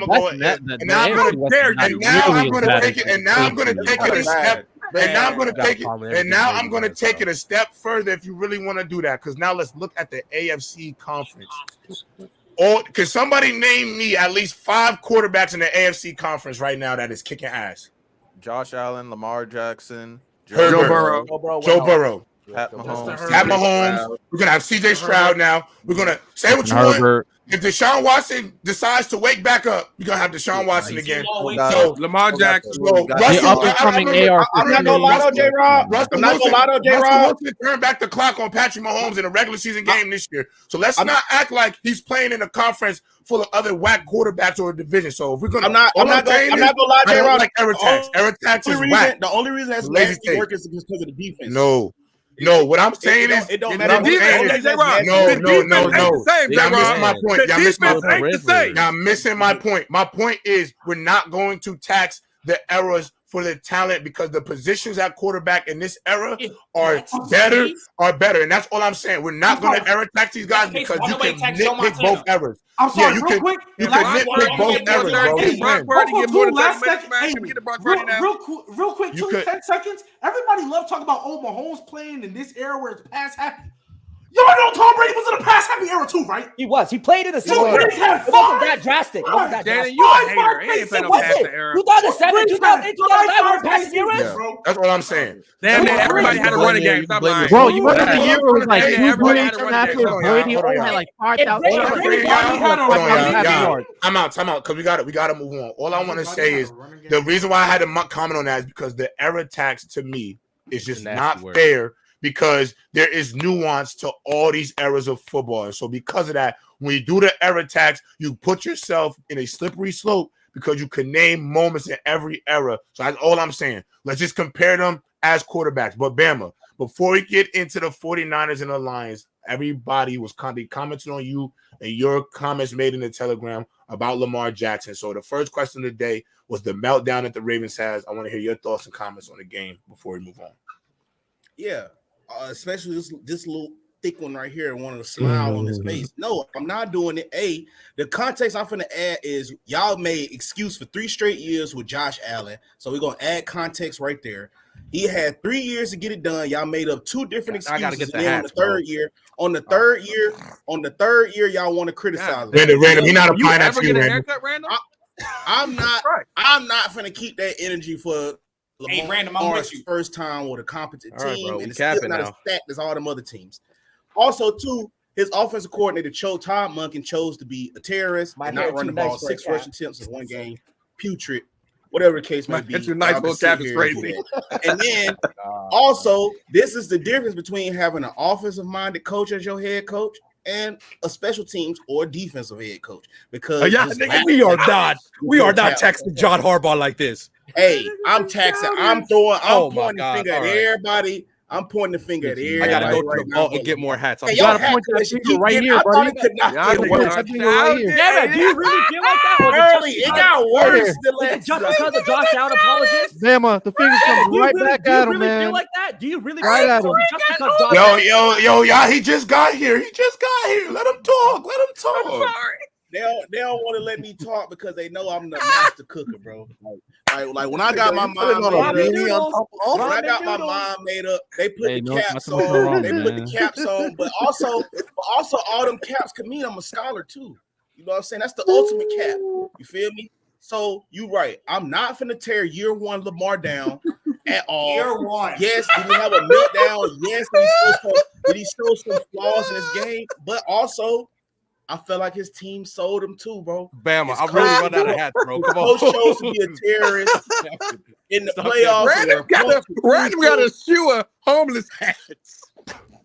Hey man, not too much on Random, bro. Shout out to Lakers. I'm literally about to see all the hats I got. That's how much. That's a lot.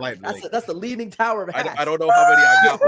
Nah, Bama, the amount of plays that Lamar Jackson just did was just bad. Like, bro, you can't. There's no excuse. You know what? No, but hold on. No, listen. Listen.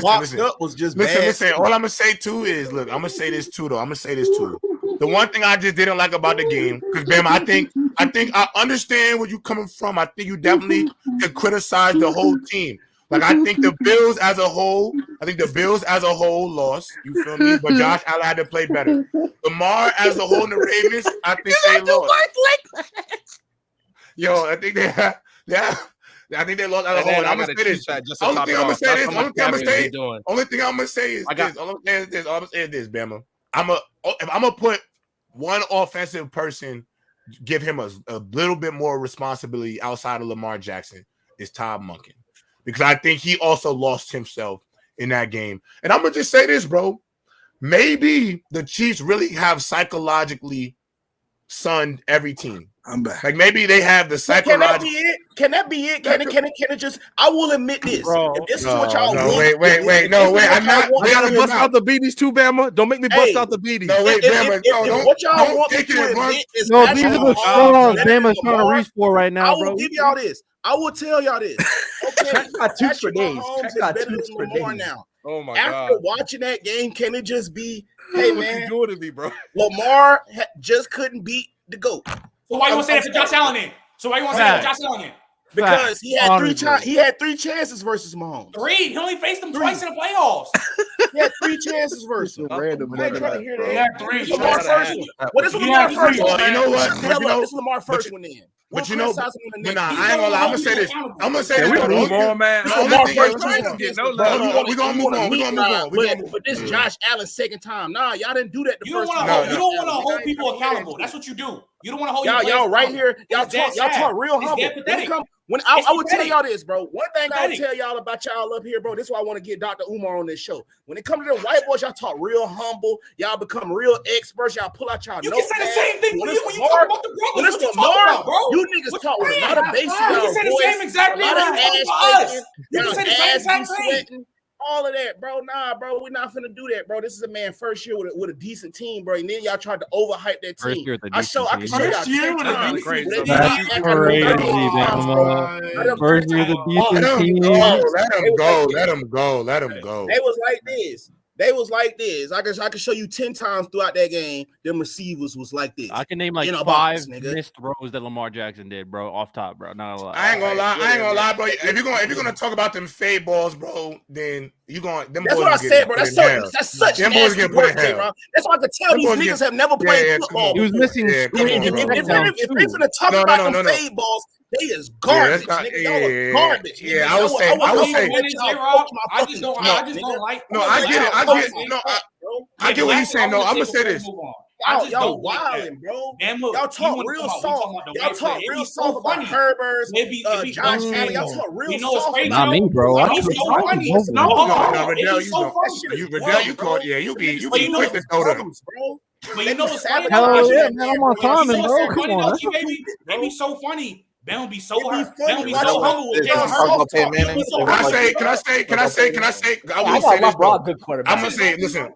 Wait, hold on. I'm gonna say this. I'm gonna say this though. Bama, this does come from random. You put all these hats on, but I want you to know, Bama's not really talking to you right now. So you don't really need to put all them hats on because he's not actually addressing you. Badass hats. He's addressing Trent and G Baby for real because we've been doing the show Gridiron with them for a long time. 5 years. We've been doing. So he's not addressing you. Now, this is what I will say this though. And Trent, I think this is where this comes from because Trent, G Baby, y'all are falling victim to this, and y'all don't gotta lie. Y'all don't gotta lie about this. Y'all can keep it a bean. You ain't gotta lie, Creed. Y'all don't gotta lie. Y'all definitely shot a lot of bail at Josh Allen when he came on the scene after the Diggs thing. When Diggs came in the scene, now y'all criticize him. Wait, Trent. I was throwing my hat on the bell. Trent, hold on. When over the last 2 years, I would say, Trent, you really been changing your tune on Josh Allen because you didn't bail him out for that Miami Dolphins game against Skylar Thompson. You thought that was trash. You talked about it.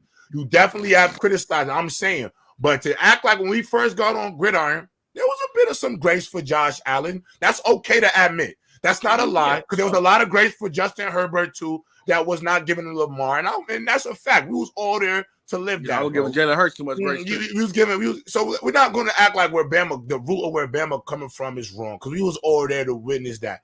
But I will say this, Bama, Lamar does deserve some credit because I do think at times he to me looked a little like he put the weight of the whole game on his back, which he probably does. All quarterbacks do, but he looked antsy at times.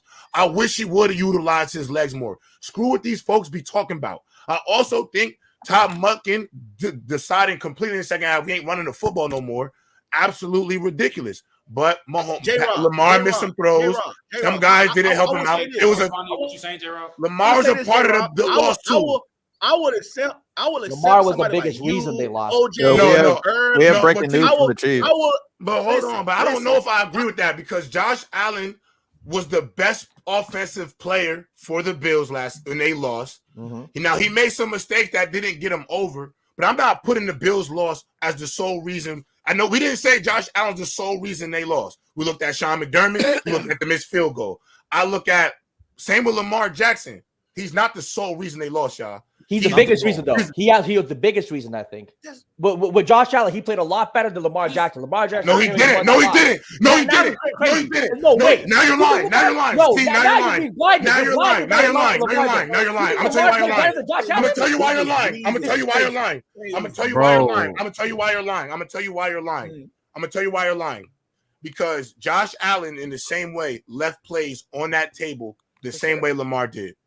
The reason why you're saying he played better, and I'm gonna tell you why, because the same thing that happened in that game that made that shit look a little bit less as bad as it did is the same thing that kind of happened in the Ravens game. For one, let's not forget Josh Allen, critical fumble that if it gets popped up, if it gets recovered, that's a game changer in itself. That's a game changer in itself. You go back, he missed two wide open reads late game, also trying to press. He also almost threw an interception trying to press. Now, Josh Allen left plays on the field. Now, he's a part of the reason why they lost. He's not the only reason why they lost. And I keep telling you, hold on. Josh Allen made more plays than Lamar. He wasn't hesitant running the ball like Lamar was. But Josh Allen made more throws than Lamar Jackson. He made more plays than Lamar Jackson. Lamar Jackson was a lot more hesitant, especially on the ground, and Lamar is a better runner. Jalen, you want to know why that's bullshit? That's bullshit. The reason why that's bullshit. That's bullshit. That's a bad thing. Hold on. The reason these guys know. The reason why you y'all read that Josh Allen didn't make more plays? You're crazy. Yes, Josh Allen made more plays. I think Josh Allen played better too. What I'm saying is, I don't think what the hell going on right now? What I'm saying is the effort and the plays that they made in both games. It's not the performances to me were not that much apart where you could say, oh, I could trust Josh Allen to do these more things than Lamar, because at the end of the day, in that game, same moments, he did come up short. Now, you could say he made a prettier throw or two, but also at the same time, that throw to Zay Flowers, not a lot of guys in the NFL could make that type of play. You could also 100% admit, Jalen. Josh Allen can, though. Huh? Josh Allen can. Yeah, he can make those throws. What also you're not going to actually admit is the best offensive player for the Ravens was the quarterback. The same way the best offensive player for the Bills was the quarterback. They both let plays on the field slide, bro. And that's all I'm trying to say. So I'm not gonna go and say one guy played a C game and the other guy played a C- because one guy played a 75 and the other guy played a 72. Both of them left a lot of to be desired left on the field. Josh Allen played a B+ game. J-Rob, Lamar was like a C-. Lamar was like a C+, C-. That's different. They're the whole great difference. J-Rob, I'll say one thing for me, because you were talking about me and G-Bay about the whole Bama point. I'll say one thing. This is my main issue with Bama. This nigga will literally come up here and tell me, oh, we always give these white quarterbacks a pass, this and that. This nigga would do the same thing for us. Prime example, you was hooping and hollering when Justin Herbert blew that lead crazy. But when I brought up Deshaun Watson blowing that lead in 2019, it wasn't shit. Oh, you brought up all these other excuses. When it's Lamar Jackson, you bring up all these other excuses with no context. When it's Josh Allen, even his kicker missed the kick, you say all this shit. No context. He's a bum, this and that, blah, blah, blah. But when it's for Lamar, you don't want to hold accountable. Oh, Zay Flowers, this and that. You don't want to talk about Lamar trying to pick up. Y'all ready to be nasty? If you give Josh Allen, Justin Tucker in that defense, he definitely beats Patrick Mahomes. Because here's the thing. At least me and G-Baby, we will keep it a stat with these quarterbacks. Because what y'all doing? No. Y'all say this. Yeah, early stand on that some boys come and call his phone and tap his pockets again, bro. He gonna be coming up here wearing a Lamar Jackson jersey. I can't really let y'all. Hey, I had to roll through Baltimore today. It's sad. It's sad. No. That's why I can't let y'all. It's gloomy, nigga. The first thing y'all love to do is like, oh, it's like Gotham. He said it's gloomy out there. He said it's Gotham outside. You can't do that. It look like Gotham. What y'all finna do? What they finna do right now, chat, especially early, bro. What he finna do, he finna associate the offense which they run for Josh Allen over there. No, keep that same trash offensive game plan they had with Todd Monken. Okay, let's do this. Josh then. Allen does not do nothing with that. Josh Allen runs though. When Josh Allen has the time, when Lamar didn't run, Josh Allen runs. Bro, so do you realize they went from leading the league in rushing attempts to only having like 6 rushing attempts? That threw the whole game plan off. Versus with Josh Allen, he's pretty much the whole run game, everything. Like, hey, Josh Allen, it ain't nothing open. You run down the field, bro, and truck people. Why did Lamar change the play then? They do a whole bunch of design runs for Lamar Jackson, bro. So that sets a whole different level of rhythm, bro. That's a whole separate level of rhythm, he bro. He loves bringing up context for his guys, but when it's for other quarterbacks, he don't want to do it. No, and to me, I get it. Josh Allen threw 54% completion of his passes in the game versus the Chiefs. Ben will be acting a fool. I get it. No, I understand. Listen, I understand. But what I'm saying, there's no way y'all think they had the same game. No, what I'm saying. Yeah, I do. I'm gonna tell you why. Because I'm gonna tell you why. That fumble Josh Allen had that they recovered. What if the Ravens would have recovered the fumble from Zay Flowers? What if they recovered? You're mentioning hypothetical. Instead of that pick getting back down, what if they actually intercepted how they did Lamar's, bro? Like, y'all can't sit there. Lamar just got unlucky in his situation, bro. And y'all just harping on him, bro. It's no way you think that, man. He almost threw a interception, though. Okay, this is what I'm saying. But hold on, this is what I'm saying, though. What Bama, what y'all acting like, and I feel like what I disagree with, and I agree with Bama on is, I think the game that Josh Allen played against Mahomes and the game that Lamar played against Mahomes, both very comparable to each other because they both made critical mistakes. They did. Josh Allen fumbled. I get recovered by another way. Riddell, you're coming up here talking to me about that fumble. If McCole Hartman touchback rule, before I even get into it, I think the touchback rule is a phenomenal rule. I love the rule. I think it's one of the best rules in football, and I think it's the right call every time. That game is not even a one possession game. It's not even close. So the only reason I'm saying their games were comparable is because Josh Allen had the opportunity to still come out with the victory, and so did Lamar Jackson. And both players can go back and look at their games against the Chiefs, and Josh Allen's going to go on film. Lamar Jackson's going to go on film. They're going to both look at maybe 2 plays in the game that if they would have did better at, they both come out with victorious. So that's the reason why I don't want to look at it and say, I don't want to sit here and say that one guy played completely better than the other, because I look at Josh Allen and Lamar's games and they both could have come out and we'd be having a different conversation about both guys. So they just got outplayed by Mahomes. They neither one of them guys really played bad. They just got outplayed. No, they both made Lamar played bad. Just did. Lamar played. They made mistakes. Lamar did not. I don't like being honest, bro. He played bad, bro. I'm be honest. Listen, I'm not being a Lamar apologist, but y'all, the same thing. Josh Allen was not making all the throws he needed against the Chiefs either. So I'm just saying they both left money on the table. And at the end of the day, if both of them guys want to go out there and be the guys that we want them to be, it's Mahomes, bro. And unfortunately, too, you know what's the worst thing about it, y'all, that we're going to get to the point of? Josh Allen, Joe Burrow, and Justin Herbert and Lamar Jackson are only going to be measured in the playoffs by their ability to beat Patrick Mahomes. Because if they lose to anybody else in the first round, y'all, we're not even really going to care. Like if they beaten the Anthony Richardson, CJ, Steelers, all these other AFC teams, but then lose to Mahomes, that'll be the standard. Boy, Lamar let the city down. So I know, before you move on, it's gloomy out there, J-Rod. It's out there, man. I ain't gonna lie. I'm gonna keep it a bean. I ain't gonna lie. Lamar Jackson hurt my feelings too, but I'm gonna keep it a buck. Like I'm hurt, bro. When I say like that picture, Wesley Snipes, Lamar Jackson jerseys all week, nigga. Not a jersey in sight. Wesley Snipes dropping that tear. That's me, because Lamar Jackson, bro, you were supposed to do it, man. I'm disappointed, bro. He didn't play better either. And I'm gonna say this too, that I'm not going to give, that I'm not shooting Lamar bail on Bama, because this is something that I feel like he has autonomy to do. Lamar Jackson been a franchise quarterback since 2018. Lamar, you're allowed to check run. You got the keys to check run. And again, the same way I said with Josh Allen having the wherewithal to understand that I don't want to give Patrick Mahomes a minute 40 and put this game into my kicker's hands. Lamar Jackson, you got to understand that it's 2nd down and 10. Check run. You go put the game in your hands. Oh, you got space, my boy. They were literally on split to 4. That means there's 7 other dudes covering. Yeah, thank you. Get out. Yeah, that's another thing. Because you got to also peep, fellas.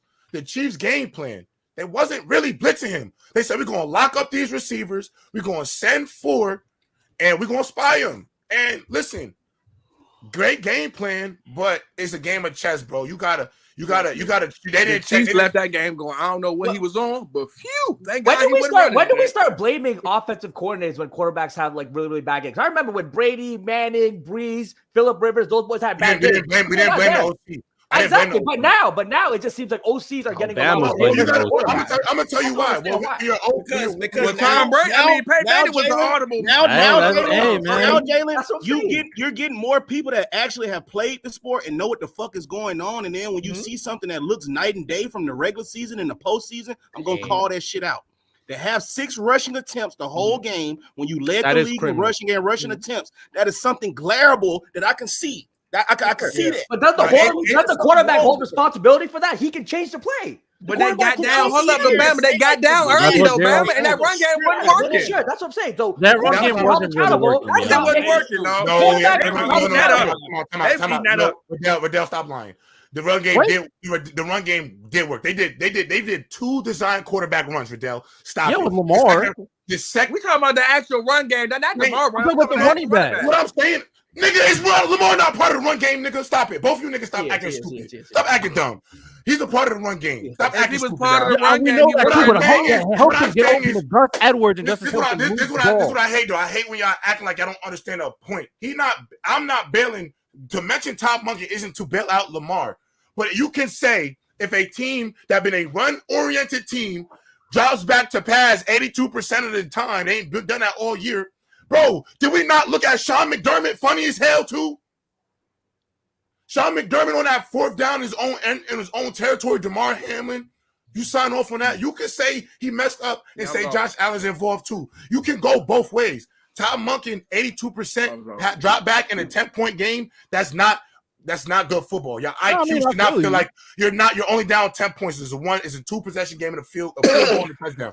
Do what you've been doing. You can say something about that. It doesn't mean you got to give him all the scapegoat about it. But also, random. You can't say, Riddell, you can't come up here and say that the run game was put in check when they wasn't really running the ball. You can't say something was in check if they wasn't doing it. They had 2 rushes. They only rushed the ball on 2nd down in the second half 2 times. You're not winning with that, especially if that ain't been your identity. So that's all I'm saying. Let's not start act like they had them boys in the box. Can I ask one question too? In Lamar's development, how many plays do you think they give him at once? 2 or 3? In his development, this is what I want to know from experts, since y'all know football so much. After they give him the first play and they call kill, how many more plays you think they give him after that? Because since y'all say he can check to a run,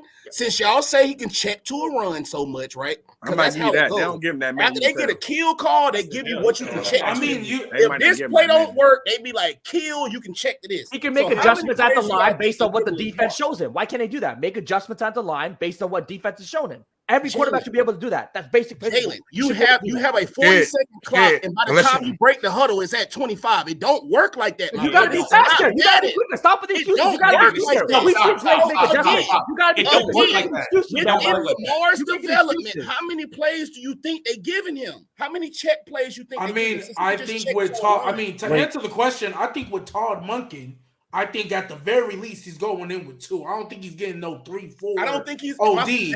But I think he's going. I think at the very least with Todd. I don't know about Greg, but at least with Todd, he's at least going in there with 2. He's at least going in there with 2. And based off the percentages of him dropping back 82%, do you really think it was run checks up in there, or was it just nothing but pass checks? That's what I'm just like, bro.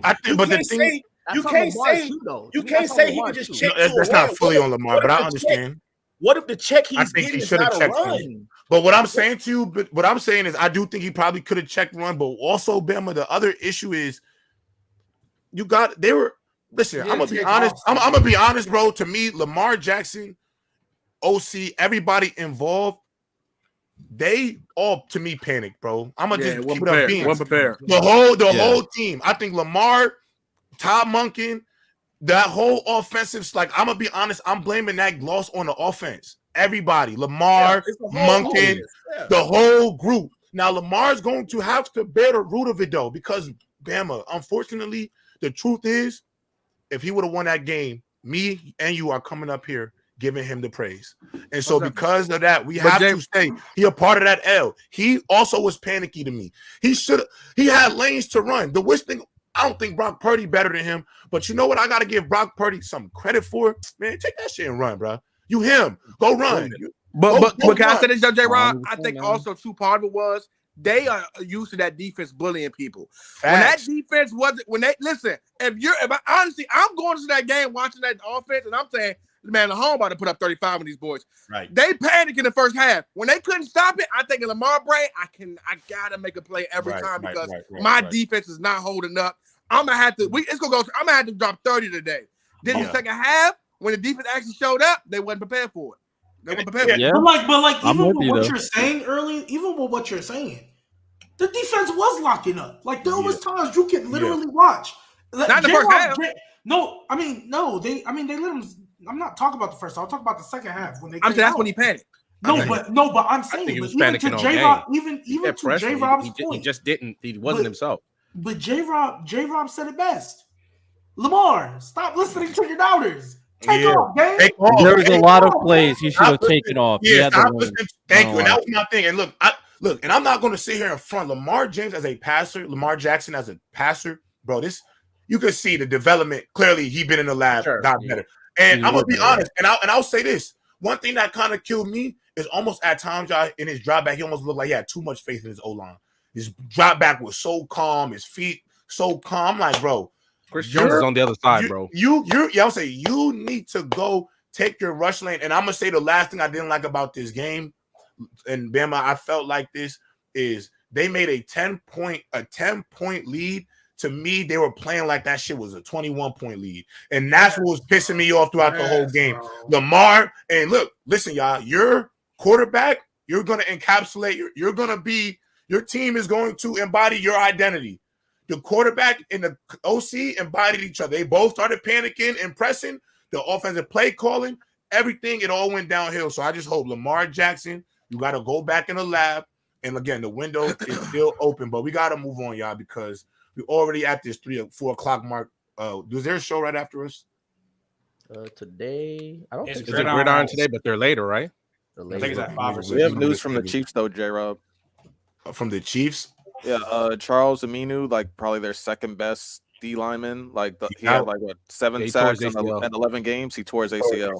Damn, that's the Chiefs came into tough, but we can't. That's tough, but we can't get into that right now. That's tough. We'll get into it. Brady posted 2 on his Instagram. He's the one that had that strip sack. Yeah, I'm him. I know you're talking about. Yeah, I know that shit is a big loss. Well, we'll get into that. We'll get into that when we talk to Super Bowl because that'll be good to mention actually. So let's just get into Dan Campbell and these Lions. And Randall, we're gonna start with you because this was your coach of the year, gang. I'm not gonna hold you. Trent, and hold on, one other thing, Trent, is he in here? Yeah. I'm just doing something real quick. If you lie about Jared Edge, we jump you, gang. No, I swear, Trent. If you lie about Jared Edge, we jump you. I swear, Trent. Go ahead. Right, obviously, I ain't gonna say too much. Yeah, I don't want to hear no Jared Copeland. Yeah, obviously, when it comes to Dan Campbell, I think I'm gonna say this: in the playoffs, you take the points, Bama. J-Rob, you take the points because you just know, you just never know. And the first one, okay, I guess, because Reynolds really out, bruh. Every receiver should catch that ball, but the second one is inexcusable to me. But either way, you always take the points. Dan, I get that you're trying to knock the 49ers out, but J-Rob, you played ball. Anytime you can get any scrap of momentum, that momentum can flip like that. And you just give it all of a sudden and we argued this the first time, which is crazy. In the first half, right before the half, they kicked the field goal to go up 24. And I'm like, yeah, don't do that. Don't let the 49ers feel any type of way going into the half. And in that second half, I'm just saying, bro, just relax, take the points, and just make it feel like, oh my God, now we down 20, now we down 20, now we're down 23. Those things matter instead of giving them, oh my God, they missed the field goal. Oh my God, they missed the fourth down. I said this yesterday. This is one of the reasons Brandon Staley got fired. This is one of the reasons he got fired. And I'm not saying they're in the same range. And I was a big Dan Campbell supporter because, once again, I'll say it because it's funny and it's true. Last time the Lions were this good was segregation, gang. Segregation. Last time the Lions were this good, almost to the point they're about to shatter. We about to go to, and I think they missed the 4th down. Then they started panicking. I'm like, you're still up. You're still up. And all the 49ers just took that momentum and ran. And I know he went in the offseason in the press conference and said, yeah, I don't regret those. Yes, you do. Yes, you do. Yes, you do. Don't lie to us. Don't lie to us. And I know Jared Goff gonna support you because that's who Jared Goff is. But yes, we'll be done by then. Like, kick the points. Like take the points. And obviously, if the 49ers still find a way to come back from there, we're having a different conversation than we are now. But those, obviously, in my opinion, he takes most of the blame pie. Dan Campbell does for going for it. Obviously, he's not calling plays, but going for it in those situations. Then Josh Reynolds and the defensive coordinator take the rest. Because I'm like, when Riddell said it perfectly in the Discord, when Josh Reynolds dropped that first pass, and then they span over to him, and he's laughing and making jokes, and I'm like, bro, I get where you're still up 14, but what are we doing here, bro? Like, and then you drop the next one, which is in your chest for a first down. And I'm like, come on, bro. Come on, so Dan, it's tough. My thing is gonna be really, really quick because I am gonna have to dip soon. So you go. Only thing I'm gonna say is this. Only thing I'm gonna say is this.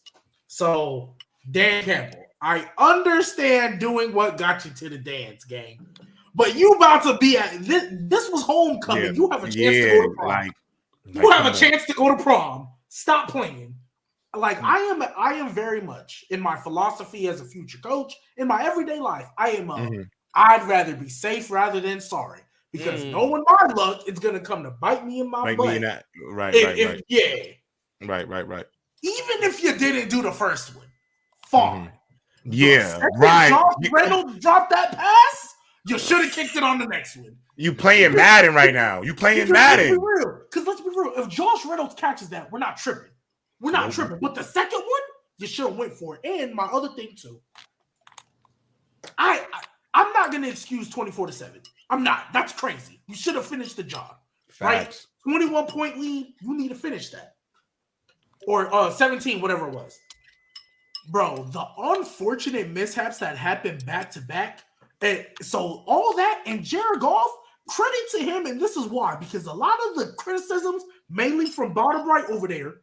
A lot of the criticism was, oh man, when you get pressure, when he starts to panic, even while he was coming back and the momentum was shifting, man was throwing dots and receivers was dropping.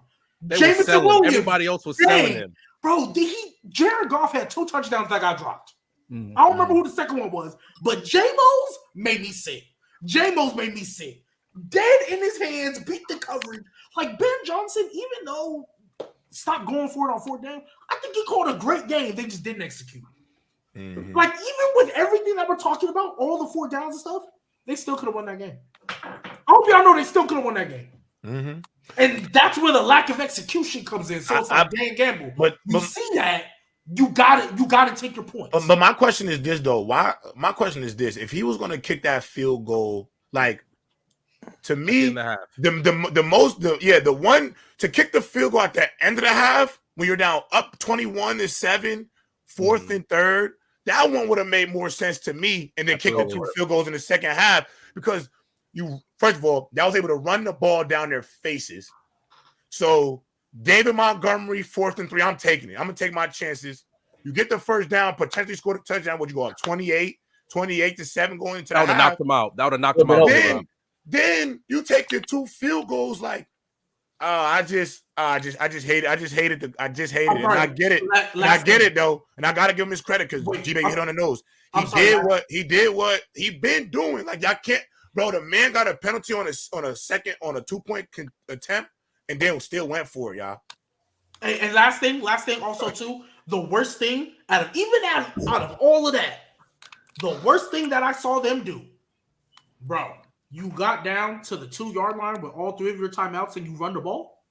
Oh, that was inexcusable. And you run the ball? That was inexcusable. I couldn't believe it. That was stupid. I don't care who you are. I don't care what O-line or what running back you got back there. You have all 3 of your timeouts and you're down 2 minutes. You're in under 2 minutes in a 2-possession game. You were throwing every single time.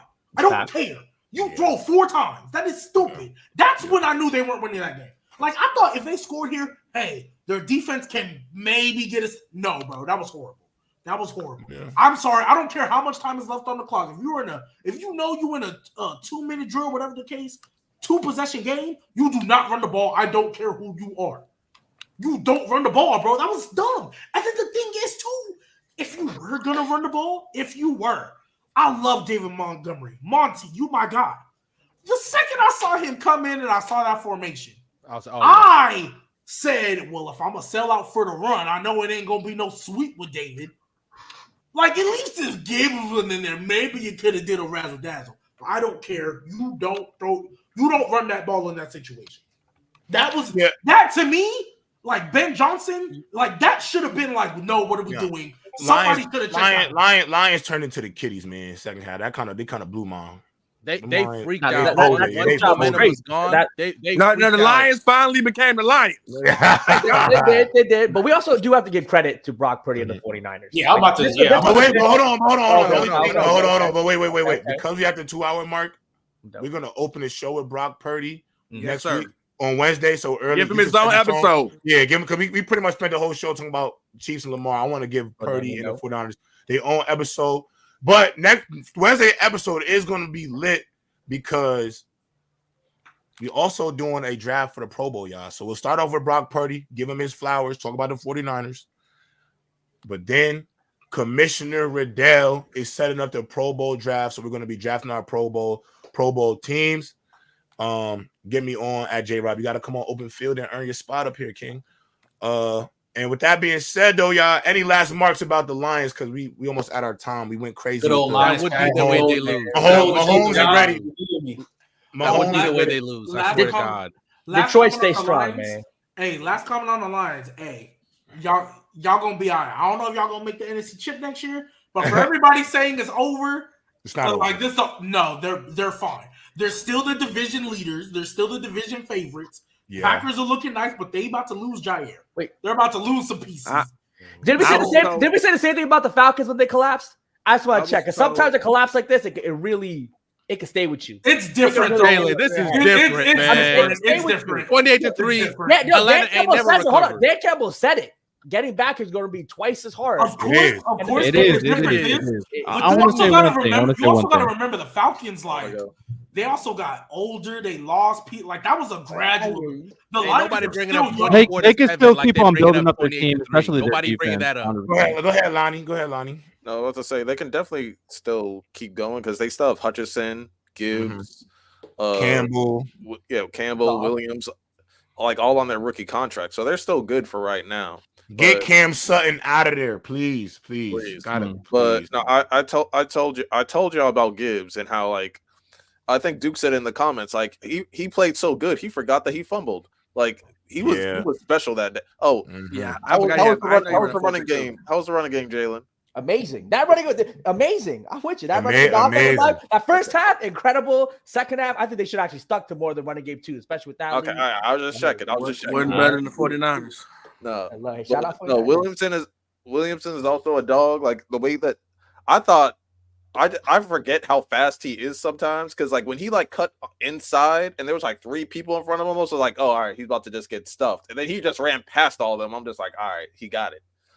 But no, I think the Lions they have to reload probably the next like few years, like with the draft and maybe get some like I think I said like what Nick Bosa is probably like another pass rusher they can get. Hey, maybe they can like get Devontae Adams or something like that from the Raiders. They can get like a few more playmakers. Hey, maybe get Pat Surtain. I just feel like they need a few more key pieces, and then they can make some real noise. But Trent, I love Trent because he at least he's consistent with his hate. Because the first half, it was like all towards Brock Purdy, like Brock Purdy. I said it was a win-win. Oh yeah, it was a win-win. He was gonna go out hating on somebody. Oh yeah, it was a win-win for sure. The first half, disgusting behavior. It's a win-win. Second half, disgusting behavior. Goff doing Goff things. It was. I just love consistency. It's a win-win. So it's a win-win. Go ahead, Riddell. Hey man, objectively, yeah, Jared Goff did his thing. A couple drops, couple fumbles. Better than Kirk though, for sure. Subjectively, we smoking on it. No. Jared Goff, fat bro. No. He's officially past Kirk, bro. He's not officially past Kirk. Yes, he's better. He's better. What are you talking about? Listen. Jared Goff made more than enough throws in that game to. I'll give you the second half. That first half. Dan Campbell sold his quarterback. I'm doing that. I agree. I will give you the second half. The first half. Y'all always talking to me about Lamar choking in the playoffs, Dak, Josh Allen, all these boys. Kirk Cousins, I don't think he's going out like that, gang, on me. Jared Goff, to me, when I look back at that game, Jared Goff did more than enough for that team to win. I think Dan Campbell did not put his team and his quarterback in the best situation to win. I'm actually putting all the blame on Dan Campbell. I'll put like this, J-Rob. In the second half, I'll give you. That first half, them boys were just wide open. We used to kill Brock Purdy for throwing the wide open guys. That's what Jared Goff was doing in that first half. So that I'll give you what Jared Goff is doing. You can't stop it. Y'all Jared Goff still has a great team, to be honest. But Dan Campbell, yes, sold. And Reynolds dropped the ball. I don't even want to see you talking to me about Kirk Cousins because your whole philosophy is based off what do you do when the pressure matters. And we saw Kirk Cousins fold. So you, not talking to you. Not this year. Not talking to you. Now back to Mr. Bloodline himself. Josh Allen, Jared Edge, in these playoff games, Dan Campbell said, Jared, we're going to put the ball in your hands. You make the plays in a pass game. Jared Edge did it time in, time out. And if Reynolds catches the pill, it's, you feel me? You feel me? So shout out to Goff. He's better than Kirk. But how? Yeah, I gave credit to Jared Goff too. But how do y'all tax guys? You tax guys for things that Kirk literally does. Okay, so here's my brain though. I think Kirk and Jared Allen, Jared Goff, the same quarterback. I never taxed Kirk last year. The same people. And for y'all, the people that always call him dirt, Daniel Jones had his best game in his career. Josh Allen, Josh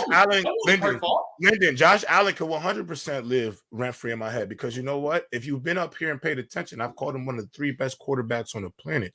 So, hey, I know talent when I see it. I've never hated on Josh Allen. I think he's one of the top guys in the league. So, hey, whatever. With that being said, though, Riddell, you're nasty. Jared Goff is better than Kirk Chains. He's showing you. I just want to say one thing. I want to say one thing. You better come back and show what's up, man. I want to say one thing. Shout out that contract, bro. It take a GOAT to beat Patrick Mahomes in the Super Bowl. But wait, my last thing for the BSS, Brady is one piece. Mahomes is blue line. Brady's more like he just might be Dragon Ball, not Dragon Ball Z. Okay. He just might be Dragon Ball. Yeah, that's nasty. But all right, y'all. With that being said, y'all, we'll see y'all on Open Field.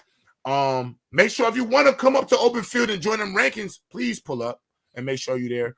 And with that being said, y'all have a good rest of your Monday, and we'll see y'all